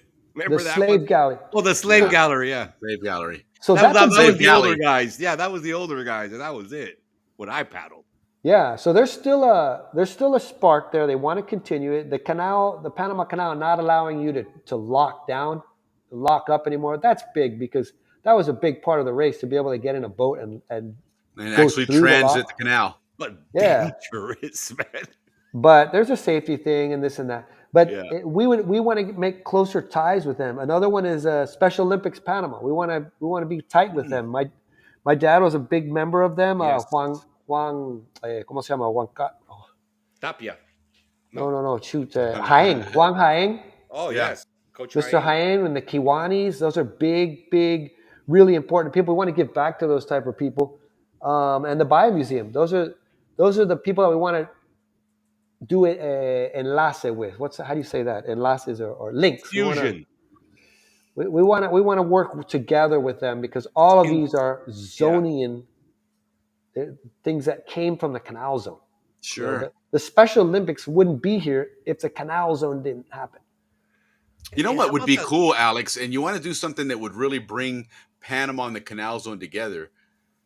See and talk to some of the people that were in the Kiwanis football team back in the like Fulo Linares and these guys, and see if they wouldn't want to somehow maybe sponsor something and be involved to kind of give back, because you know, without the Canal Zone, there's no football in Panama, and the Kiwanis joining and everything. So it would almost be a way for them to say, hey, we were part of you guys as well, and here's how we want to participate. I'm writing it down because those guys, along with, Pablo Prieto was very big with continuing the Pacific, what was it called? Pacific Football League or something?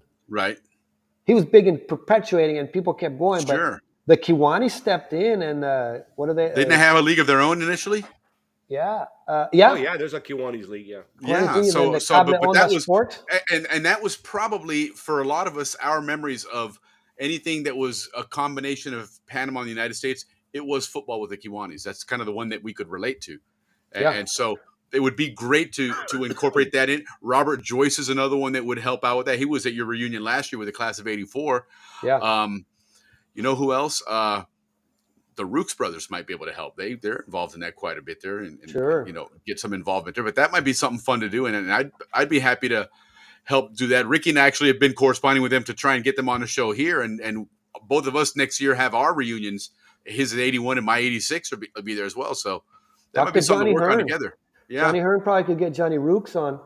It's funny. I was in a meeting at Metro Bank with the general manager there. And I told him I was a Zonian, and he went off for like a half an hour talking about Kiwanis football. Wow. See? Like, it's as if he had not talked to anybody about it, and it was all bottled up inside him, and he just kept going on it. Gotta bring him on the show, man. Yeah. He was a little older than me. He was probably 58. Okay. I played against me and your brother. Exactly. Yeah. I started dropping names. He's like, yeah, well, we just went over there and kicked your butt. That's all we know. 58. He probably played against me. Yeah. Sure, when you were lightweight. But that's a really good connection. And now they have Cable Onda Sports televised youth football here. Contact football. Amazing. Televised. They have a whole complex that's only for American football. I mean, that should be part of Thane's documentary. You talk about football. That crossover influence. Yeah, golf is another one. Golf. The United States brought golf to Panama. Golf was just beginning in the early 1900s. Golf was becoming a sport, and the Summit was the first golf course in Panama. Correct. I found out. Yeah. And with the dynamic you had between Americans and Panamanians down there at the time, bringing golf to Panama for Zonians, because golf was obviously, especially back then, was considered an elite sport. You didn't play Yeah. golf unless you had money. And so the people that Yeah, lived and in the we talk Canal about Zone, it. yeah, I mean, these guys, in essence, you lived a lifestyle like you had a lot of money because you're living in Panama, had maids and everything else. And so it translated over to golf. It was kind of that elite sport, and Zonians had that, so Yeah. it certainly carried over Part easily of to our Panama. part of our bochincha tonight, because I always like to talk about that love between the two countries, is in 1974 they had this. Well, we've talked about many tournaments, but 1974, which is the year we're going to talk about, they had this big Viceroy International Tournament, 16 countries. Now, the reason I'm bringing it up is because when they had the opening ceremonies, the Canal Zone governor was there. The president of Panama was there, Yeah. raising their flags, respect. So, back 1974, and we've talked about other years where the Canal Zone was big involved in Panama's big golf tournaments. Yeah, Their for sure. big ones, which they always have had big ones. Yeah. There So used the to be Canal- there used to be a friendly. I'm sorry, I cut you off. No. I was just going to say that the Canal Zone in Panama through golf have had the brothership. Yeah. And we're Yeah. talking about what has There- brought the countries together. And There was golf a time where if definitely- you were a member of amateur golf club, they had a reciprocity agreement with Yeah. Club de Panama and Club de Correct. Golf Coronado. So you could golf all those golf courses. If you were a member of any one of those three courses, they had reciprocity. reciprocity, right? That That's was cool. huge. Yeah, big time. Another thing I found out when we were doing the video, we're doing the documentary with Vincent Thomas, was swimming. Yes. Panama and the United States had a huge thing. Swimming in Panama pretty much came from the United States. Having a swimming pool, a public swimming pool, wasn't a common thing in 1920. Right. The United States built Balboa pool. They built Gatun. The documentary is actually about the idea I had was, let's make a documentary about Canal Zone pools. And Right. then Vince came into the picture. I'm like, wait a minute, we're missing the point here. Let's do a documentary about Vince, man. Sure. So, but they built Gatun pool in the 20s, and Gamboa pool in the 50s, and Balboa pool around that time in the early 40s. And what did they do? Panama started building their pools with our Right. help, with the United States' help. And then they have these great competitions. First, they'd have the Governor's Cup. And that was just Zonian against Zonian, boy. And then those winners would go downtown to the Olympic pool downtown, Yes. and they'd race against Panamanians. It was That was the one by the lottery building. Yes. Yes, Exactly. yes. Super competitive, but the best camaraderie. Vince, some of his best memories were racing against Panamanians. And of course, Vince was a fish, man. He Right. destroyed. That guy's got medals. But the swimming wasn't a Latin American thing. Correct. That was very Americanized. And it's another tradition that the Canal Zone sprung to life here in Panama. And even today, you very, very rarely you find a pool. Or, I'm sorry, a Olympic class swimmer. There was Eileen Coparropa, I think was the last one that we had. But those are the type of traditions we're talking about. We want to highlight them, and we want to let people know about them, because there's a lot of connections we have. Yeah, Alice, I'm glad you brought that up, because another thing on the Bochincha tonight was about one of our Canal Zone swimmers. I mean, if you guys out there in 74 remember Susan Beldes. Yes. Yes, well, she was one that participated in the United States. Was her mom a teacher? Yeah, and her dad too. Yep. On big, like the Junior Olympics and the all the big events in the state. Susan Beldes from the Canal Zone was a swimmer of that. Swimming was big, man. All of us had to take swimming. Yeah. We all had to go. We had to get our B badge at least. You had to get our B badge. Absolutely. Yeah, And, I got my I got B badge. I got my classes. AB badge, and that's as far as I went. It's good enough to get me in the pool. I'm good. Yeah. Oh, Wednesday night. Did you guys do Wednesday night like we did? Loved Wednesday nights. Oh my God, Wednesday nights. And then of course the clubhouse for the fries with the gravy. With the gravy on them. Yep. Oof. Check out Yvonne's talking about Vince and Shorty. Shorty is still working at Balboa Pool. That's amazing. That's what, Shorty. 30, 40 years? Yeah, 50? maybe. I graduated 35 years ago, and he was there when I was a kid. True. Wow. That's amazing. And that chlorine hasn't got to him yet. Está blanquito. Oh man, I don't know. He probably doesn't. He probably doesn't swim in there anymore.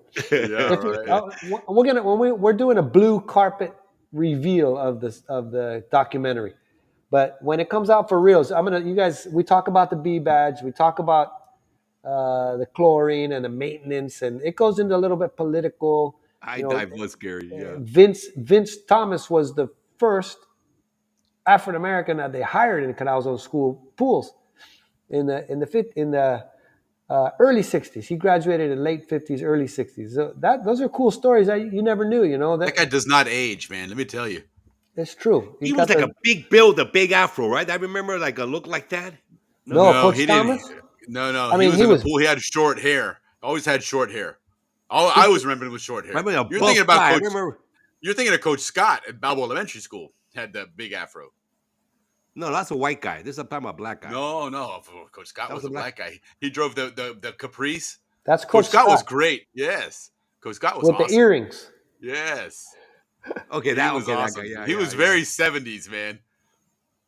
Yeah, Is that but Vince, I always remember Vince at the pool. Always check it out? The always with a tank Barracuda. top, lifeguard tank top. I see Sheila writing about the Barracuda. That was Coach Vince's car in Gamboa, the Barracuda.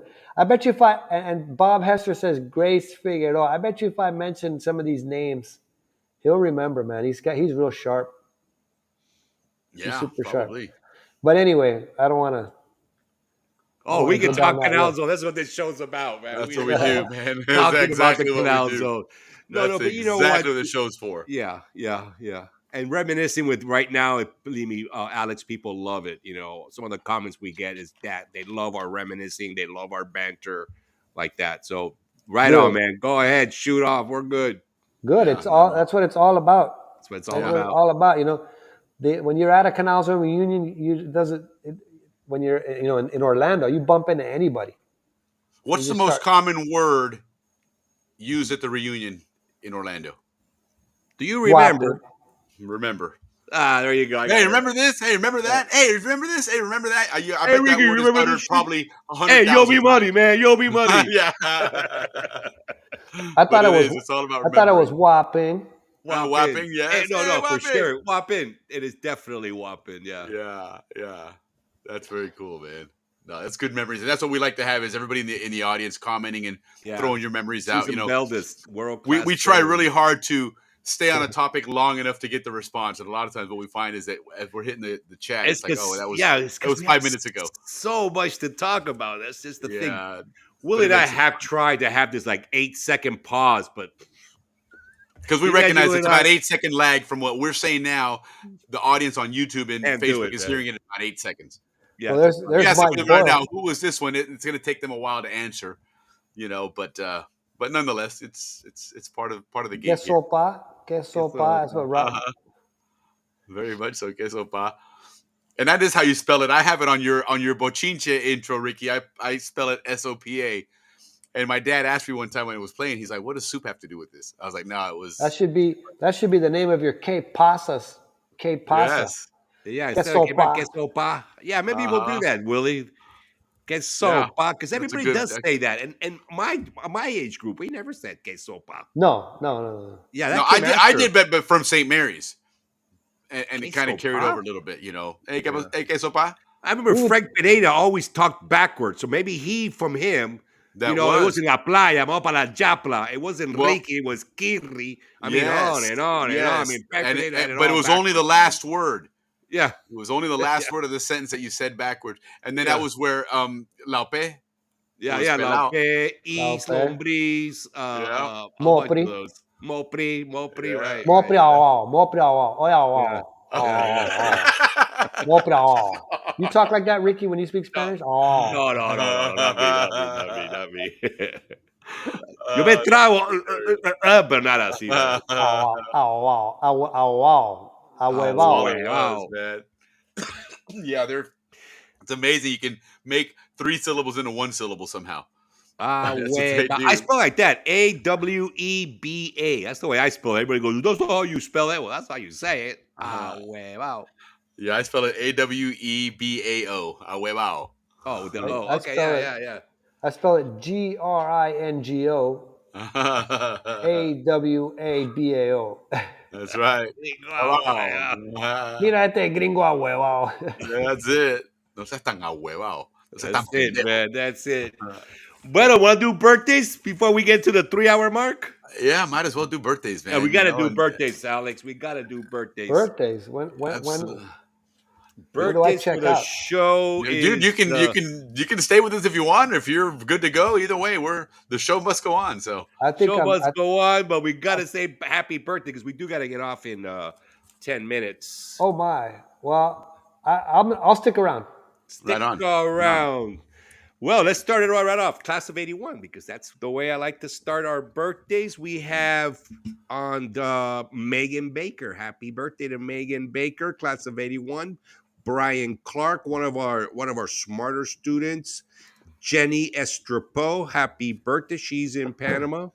Her birthday was yesterday. And Chippy Oliver, I don't know if you guys remember him, but good friend of mine from Howard. He was actually a baseball agent for one of the Giants. Nice. When I lived here. So Renal and I, for like 4 years, we went to every Giant game for free, thanks to Chippy Oliver, who lives in Nicaragua, by the way, because I visited him in Nicaragua, and you're right, Alex. Great people live in Nicaragua. See. Yeah, moving on into the rest of the zone. Thank you, class of 81, by the way. We have Romulo Rux. Happy birthday to him. Russ, Yes. Julian Waldron, happy birthday. And that would be Junior, right? Willie? Junior, Julian Waldron, Los Rios. Yes, Los Rios, yes. Lionel Lawrence, we believe that's the father of the pitcher, the professional pitcher. Yes, Lionel, right. happy birthday. Mrs. great. Hattabo, happy birthday. Yeah, Carlos' Kelly, mom. the beautiful Kelly Dawson. Happy birthday to her. Kelly's gonna be at the St. reunion. Mary's girls. Yeah. Stephen Kern, happy birthday. Gina Wilkinson, dale happy birthday también. Ooh. The very beautiful Virginia Ginger. Willie, what was her last name? We didn't get to her last name. Well, that's and that's the thing with some of these. A lot of times people put their married name, so we don't know what the maiden name or the married name is. So, and I'm trying to pull up the list here, but I can't.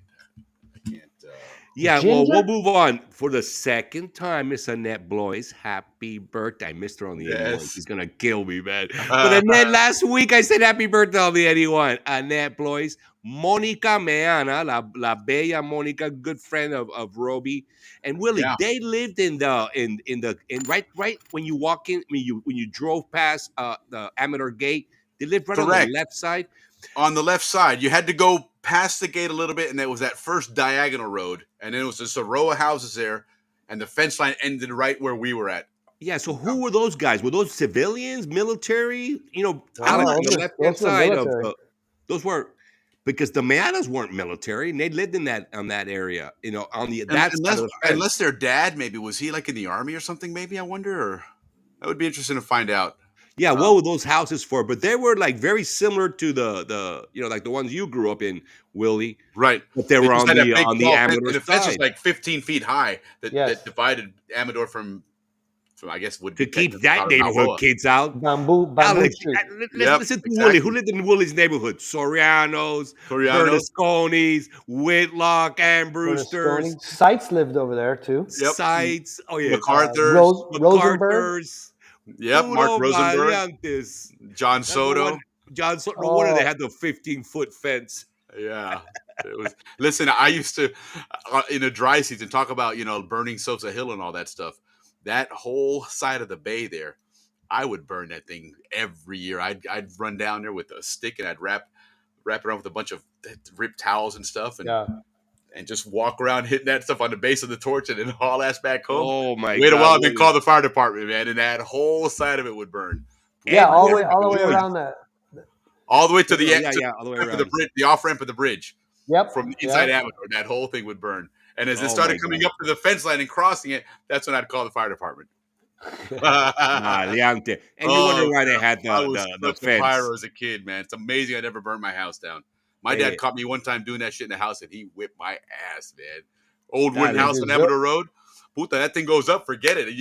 The fire department wouldn't have time to get there. Those houses are so old.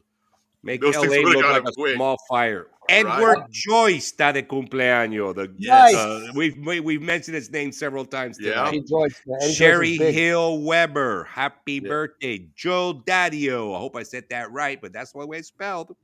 Yeah. Ositis de la Guardia, another big Osiris. Panamanian name. Up in heaven, Alfredo Davidson. Yep. Oh, Alfredo. Yeah. Alfredo, Wow. Man, yes. great Mike, ball player, man. Hell of a yes. baseball player. Yes. Good Mike guy. Burnett, happy birthday, Big Mike. And Big Mike Fisher también tan de happy birthday. And last but not least, guys, Patricia Schuler McPherson. Una belleza de mujer from Howard. Happy birthday to you guys. Wow. All Willie. right. It's time to do our thing. And of course, anybody that we don't mention, we don't mean to. Happy birthday to all Zonians here and with us in heaven. But and in the spirit of the Canal Zone reunion, and like Alex was mentioning, the Murga that's coming out. Yeah, but Willie, one more special one. And this Yeah. one goes to Jerry's mother who passed this week. Bonnie. Bonnie. Yep. She Oh, very- passed. Thank you, Bonnie. She was always very, very, very sweet, especially with me. Super Yeah, lady. super lady. She gave us Jerry, a great Zonian, Yeah. and she's first week up there, so I'm sure she's figuring it out with all the Zonians. Hey, you gotta do this, you gotta do that. Gotta go, don't go there, go over here, etc. Cuando Yes, dominó, man. I'm sure. But anyways, to Bonnie, man. Yeah. Rest Bless in her peace heart. and happy birthday to you, Bonnie. And again, to everybody else, if we miss you, we don't mean to. But again, in the spirit of the Canal Zone reunion and the Murga, we do our Panamanian Murga happy birthday announcement.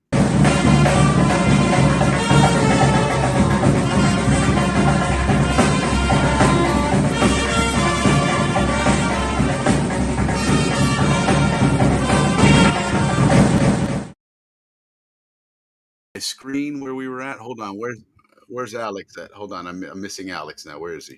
Let me track him down. But Alex, Who's here? Alex. I know I can't find him. Where did I lost that screen? Where was it? Alex, where are you? No, never. We're here somewhere. Here you are. Yeah, hey, Willie, the show turned I- out great. It's not what. But Listen, we wing it.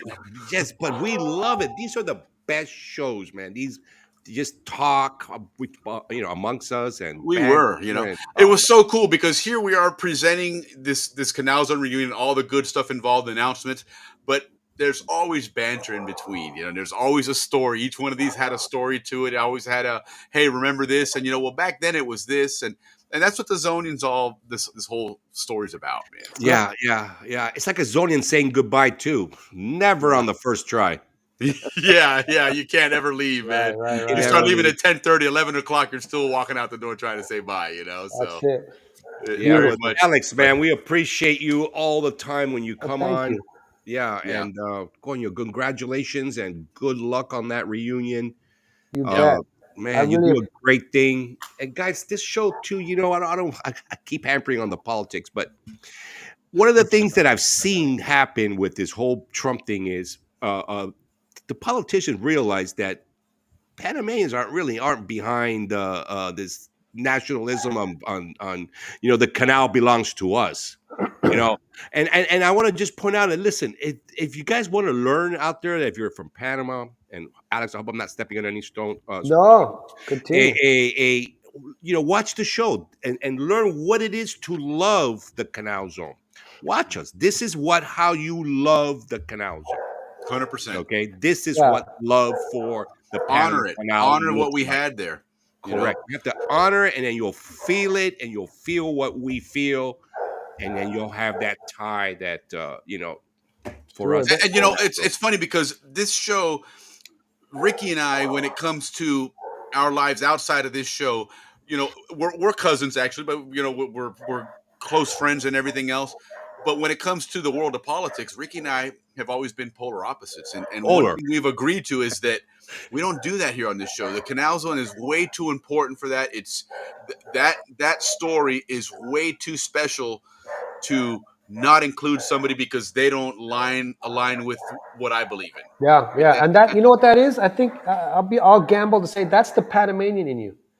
Yeah. Panamanians are not polarized and they're not political. Sure, they have their moments, But at the end of the day, there's nothing political about it. And Correct. if I could take just a second, I want to tell you. I always hear, "Hey, Alex, I love your reunion. I love your reunion."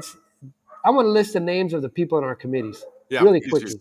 Yes. Okay, we got Arnold Shan. Arnold Shan, born in Panama, left as a child, military kid. Arnold Shan. Alan Deacle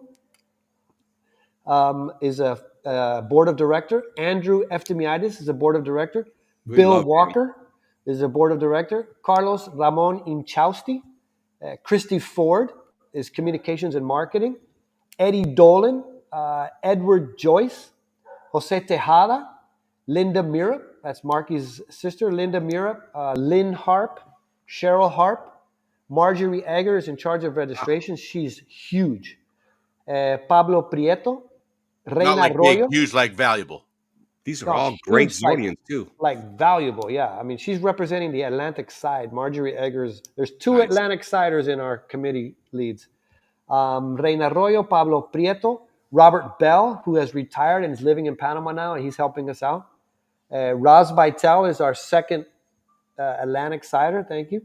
Nice. Stephanie Hayes Nellis. Tom Strider. Yvonne Cooper is in charge of the vendor area. Xenia Morris, Mikey Young, and HB Tui.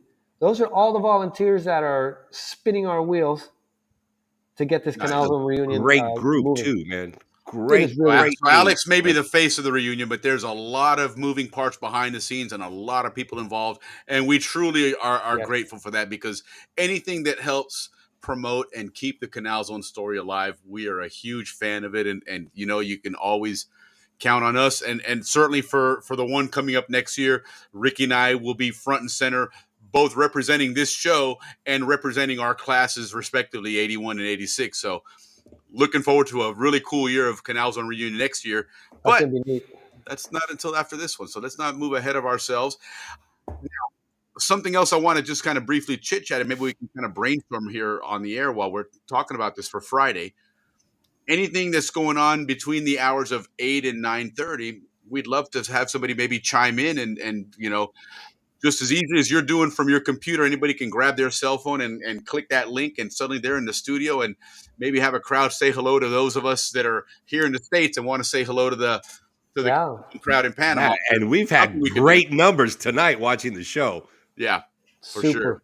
Well, next Friday, the Twilight Cruise will already be back from their cruise, and the Chiva Bus will be back from their cruise. So the place to be is going to be at the Teatro Escondido, the All-Star Jam. You got it right there, the CZR Jam session with the All Isthmian Band. Maybe we can That is set something up there. Yeah. Certainly there, and then somebody That that's is on a that don't Chiva miss. Parrandera, the second one, they could at least call in even for just 30 seconds, hold your phone up, and everybody on the bus say hello and yell to the crowd. Oh, that would be neat. Just something would be kind of cool to connect us with them and vice versa. We're all Zonians, and we're all going to experience Chat it me. somehow. Chat me up, because I can look on the list of that Chiva Parrandera and look for some possibles, people that are good with their cell phones. It's something we're still working on, but we plan on live streaming the Canal Zone, the Yacht Club party on Saturday night. We're working with John Lopez. Remember John Lopez, Balboa Boy, Car Street? He's from La Cascara. He's really good with film and video and audio. Okay. We're going to try to live stream. We'll set up a link and then have them provide us a link. We'll put it on the website as well and stream it on the website. Well, he's going to be live streaming to his YouTube. Okay. So Perfect. he could probably connect with So you. I could embed that channel into ours. Oh, okay. Yeah. Okay, that's something we've been working out, and we got to get a Starlink. Basically, we have to get a Starlink connection at the Yacht Club. But what you're talking about is a cool way for people to see in the States the fun time down here. I wish they would do that for the Canal Zone reunion in Orlando for down here. Well, you know what I'll start doing is I'll make sure that we push it out and promote it to the class of 86 and Ricky's class of 81. So they start seeing it and get that buzz going. So right away when this one ends, let's start booking next year's. Right. Hey, Ricky, I thought you were 82 with my brother. You weren't 82? No, 1 year before, 81 with Cat and Zero. Ah, with John. Okay. All right. Yeah. I got to But check my Ramon was on all our football teams and all our everything, because Ramon was a big kid. Yeah. Yeah. I got to get him to come down next year. That would be great. Yeah. Yeah. Yeah. Yeah. Yeah. No, That is Ramon awesome. and I, I Ramon and can't I think of the last played time I saw since Ramon, man. 6 years old, I think, is when I started hanging out with Ramon. He was Ramon's 5 and I was 6, the same happy-go-lucky guy, Ramon boy. Good, That's good, awesome. good, Always with a smile. Yep. good, Praise good God. football player. His junior year where he killed it, I was the quarterback. He was my guard. So yeah, I played with Ramon and he was the beast. Yeah, he wanted to play. He wanted to play college ball, but he was catching at the same time too. I remember he was a Yeah, he's a catcher, good catcher. Yeah, yeah. Yes. Yeah, and yeah. he had bad knee. He had a bad knees, and And he catching ain't gonna help that. not at all. It ruined it. Ruined it. Yeah. Yeah. Heck yeah. He was with Pumas, right? He played Pumas. He played for Pumas, Pumas, I think. Yeah, yeah. Pumas. Yeah, Yeah. Wow. not it, boy. Good times. That's something else we're working on is a baseball show. Baseball, by the way, El There's Béisbol Lord. Juvenil started today in Panama. El Yeah, Béisbol see, Juvenil La Liga. that's great. That's awesome. So we're gonna Check get out Rudy Laurie. on Rudy Waller. He's got the El Valle stuff going with baseball. Really cool. He's Oh. done a lot to get that baseball program going up there. So we wanna give him some love and get him on here to help because He's a he's good guy. always asking for help with donations and stuff as well. So maybe we can get some Happy at the Balboa Yacht Club package sent down there or something. Sure, That would be a lot of fun. sure. Rudy comes from a family of sports people. Yeah, for sure. Yeah. For sure. So, bueno, listen, Alex, any last minute announcements or anything else you want to share with the group on the reunion or anything else or any Shorty and Slim news? I would just say check out Facebook, Canal Zone Reunion on Facebook. That's where you find everything. That's where we're updating everything. It's just spaces, Canal Zone Reunion. There you go. Can I click that from here? Facebook.com/Canal Zone Reunion. You can't, but it's definitely It's real easy. And like anything, you got to scroll a little bit to find stuff because people are posting. They're hawking tickets already on there. Actually, fucking Zonians. People. Well, they're hawking tickets because they can't make it home, so they have an issue, so they can't go. But in there, you'll find everything you need to know about how to register. And if you can't make it this year, we're gonna be posting pictures and video about what's happening on that site. So go check it out. We would normally say if you can't do it, it's por a huevao, but apparently this is a little challenging. So we're gonna cut people some slack on that one. The learning curve. You'll get over it. Yeah. But here, let me share the page real quick. Yeah, you put that up and you start scrolling and you see people hawking. I think Al Sprague has got some stuff up there. They're a big vendor down here. There you go. So here it is. That's there's the last page. year's reunion. Sure. Yeah, see that picture. Look at that picture. I love how you put the slot hanging off the bridge. Yeah. Very clever. Very, very clever. So there's all your stuff there, guys. Anything you need there. That's awesome. Check out Rudy. Yep. Go to El Valle and ride motorcycles with frogs. They have the famous El Valle riding frogs. Isn't that something there? Or no? Well, they got the golden frogs there. Oh, the golden frogs. There you go. Not the riding. There's our golf tournament. Cool. Oh, look at the shirts. That's cool. Look at that. Yeah, that's kind of fake news there. Our shirts are nicer.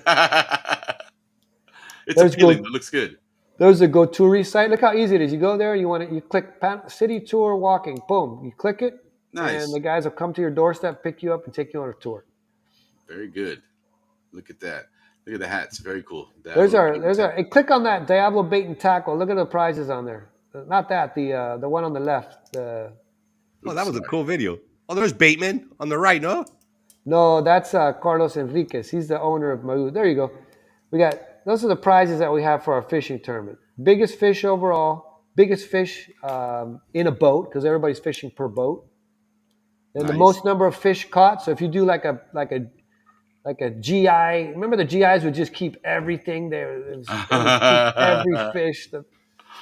And then there's the STPB Grand Slam. The SPTB. Can you figure that out, Snook? Ricky? STPB. Figure it out, Ricky.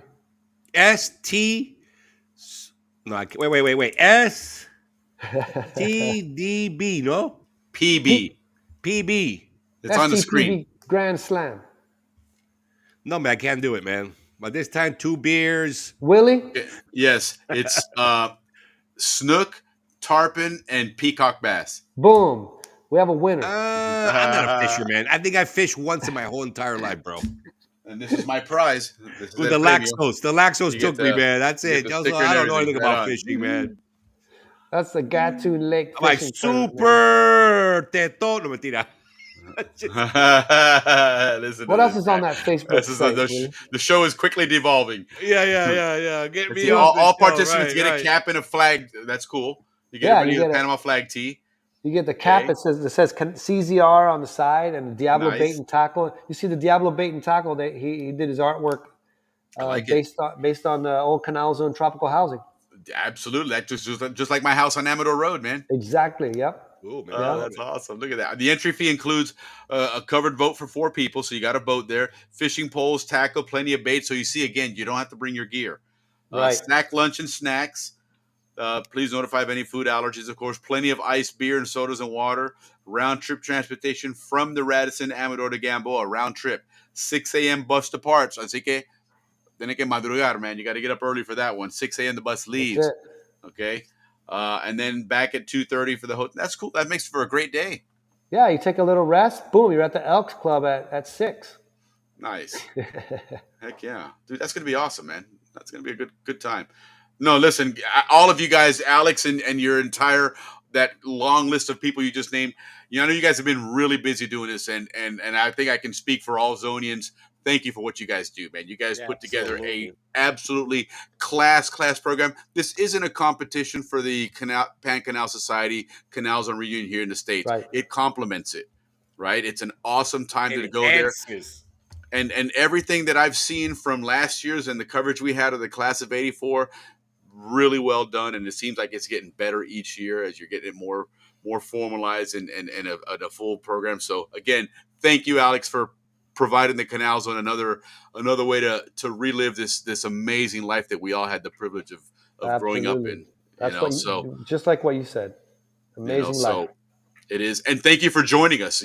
This is the type of content we love to have because, as you can see from all the chatter out there. And real quick, let's visit some more comments before we sign off. Then we have, let's see, flying home Saturday. Let's see what Jim's got to say here. Trying to upload a photo of Arnold Palmer, my grandfather. Oh wow, that's a cool. Well, when you do show it to us, Jim, I'll definitely share that one because that's definitely a classic there with Arnold Palmer. Right on. They played in Panama. Wow, look, I didn't know that Arnold Palmer was in Panama. That is cool. Oh, there you go.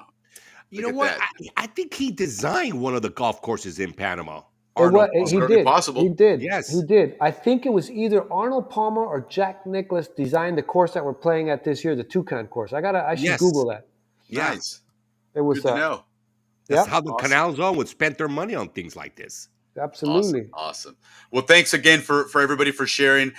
Jim, Lori, thanks for contributing. Mike Boyle, everybody else that was contributing. Yvonne, love having you on all the time on the show. I'll be reaching out to you maybe this weekend to help me with some of that map stuff and get the ball rolling there. But Alex, again, thank you for spending your Friday night with us here. Really, really appreciate it. You bet, man.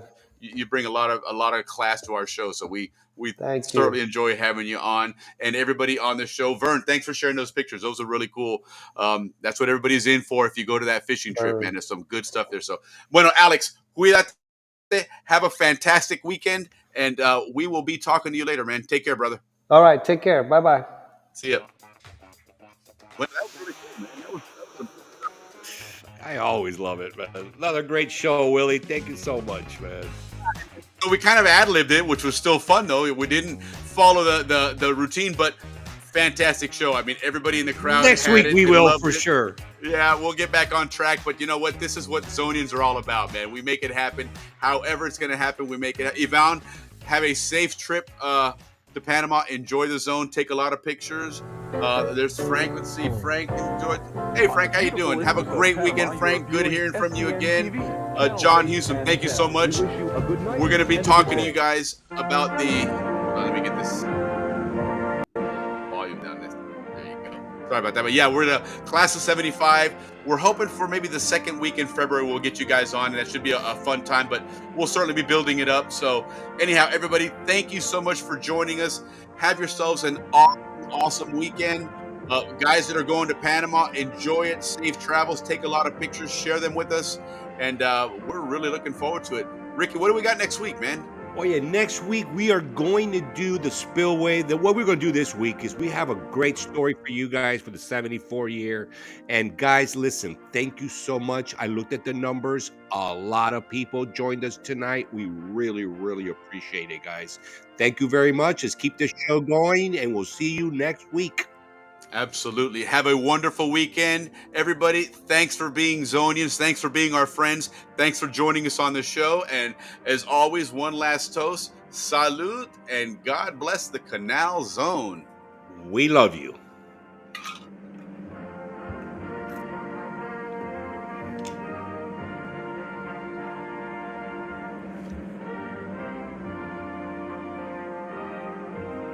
That was a good show, Ricky. Well done. And there's our classic background of Sosa Hill, the way it should look. Bueno, con lo suave, Ricky.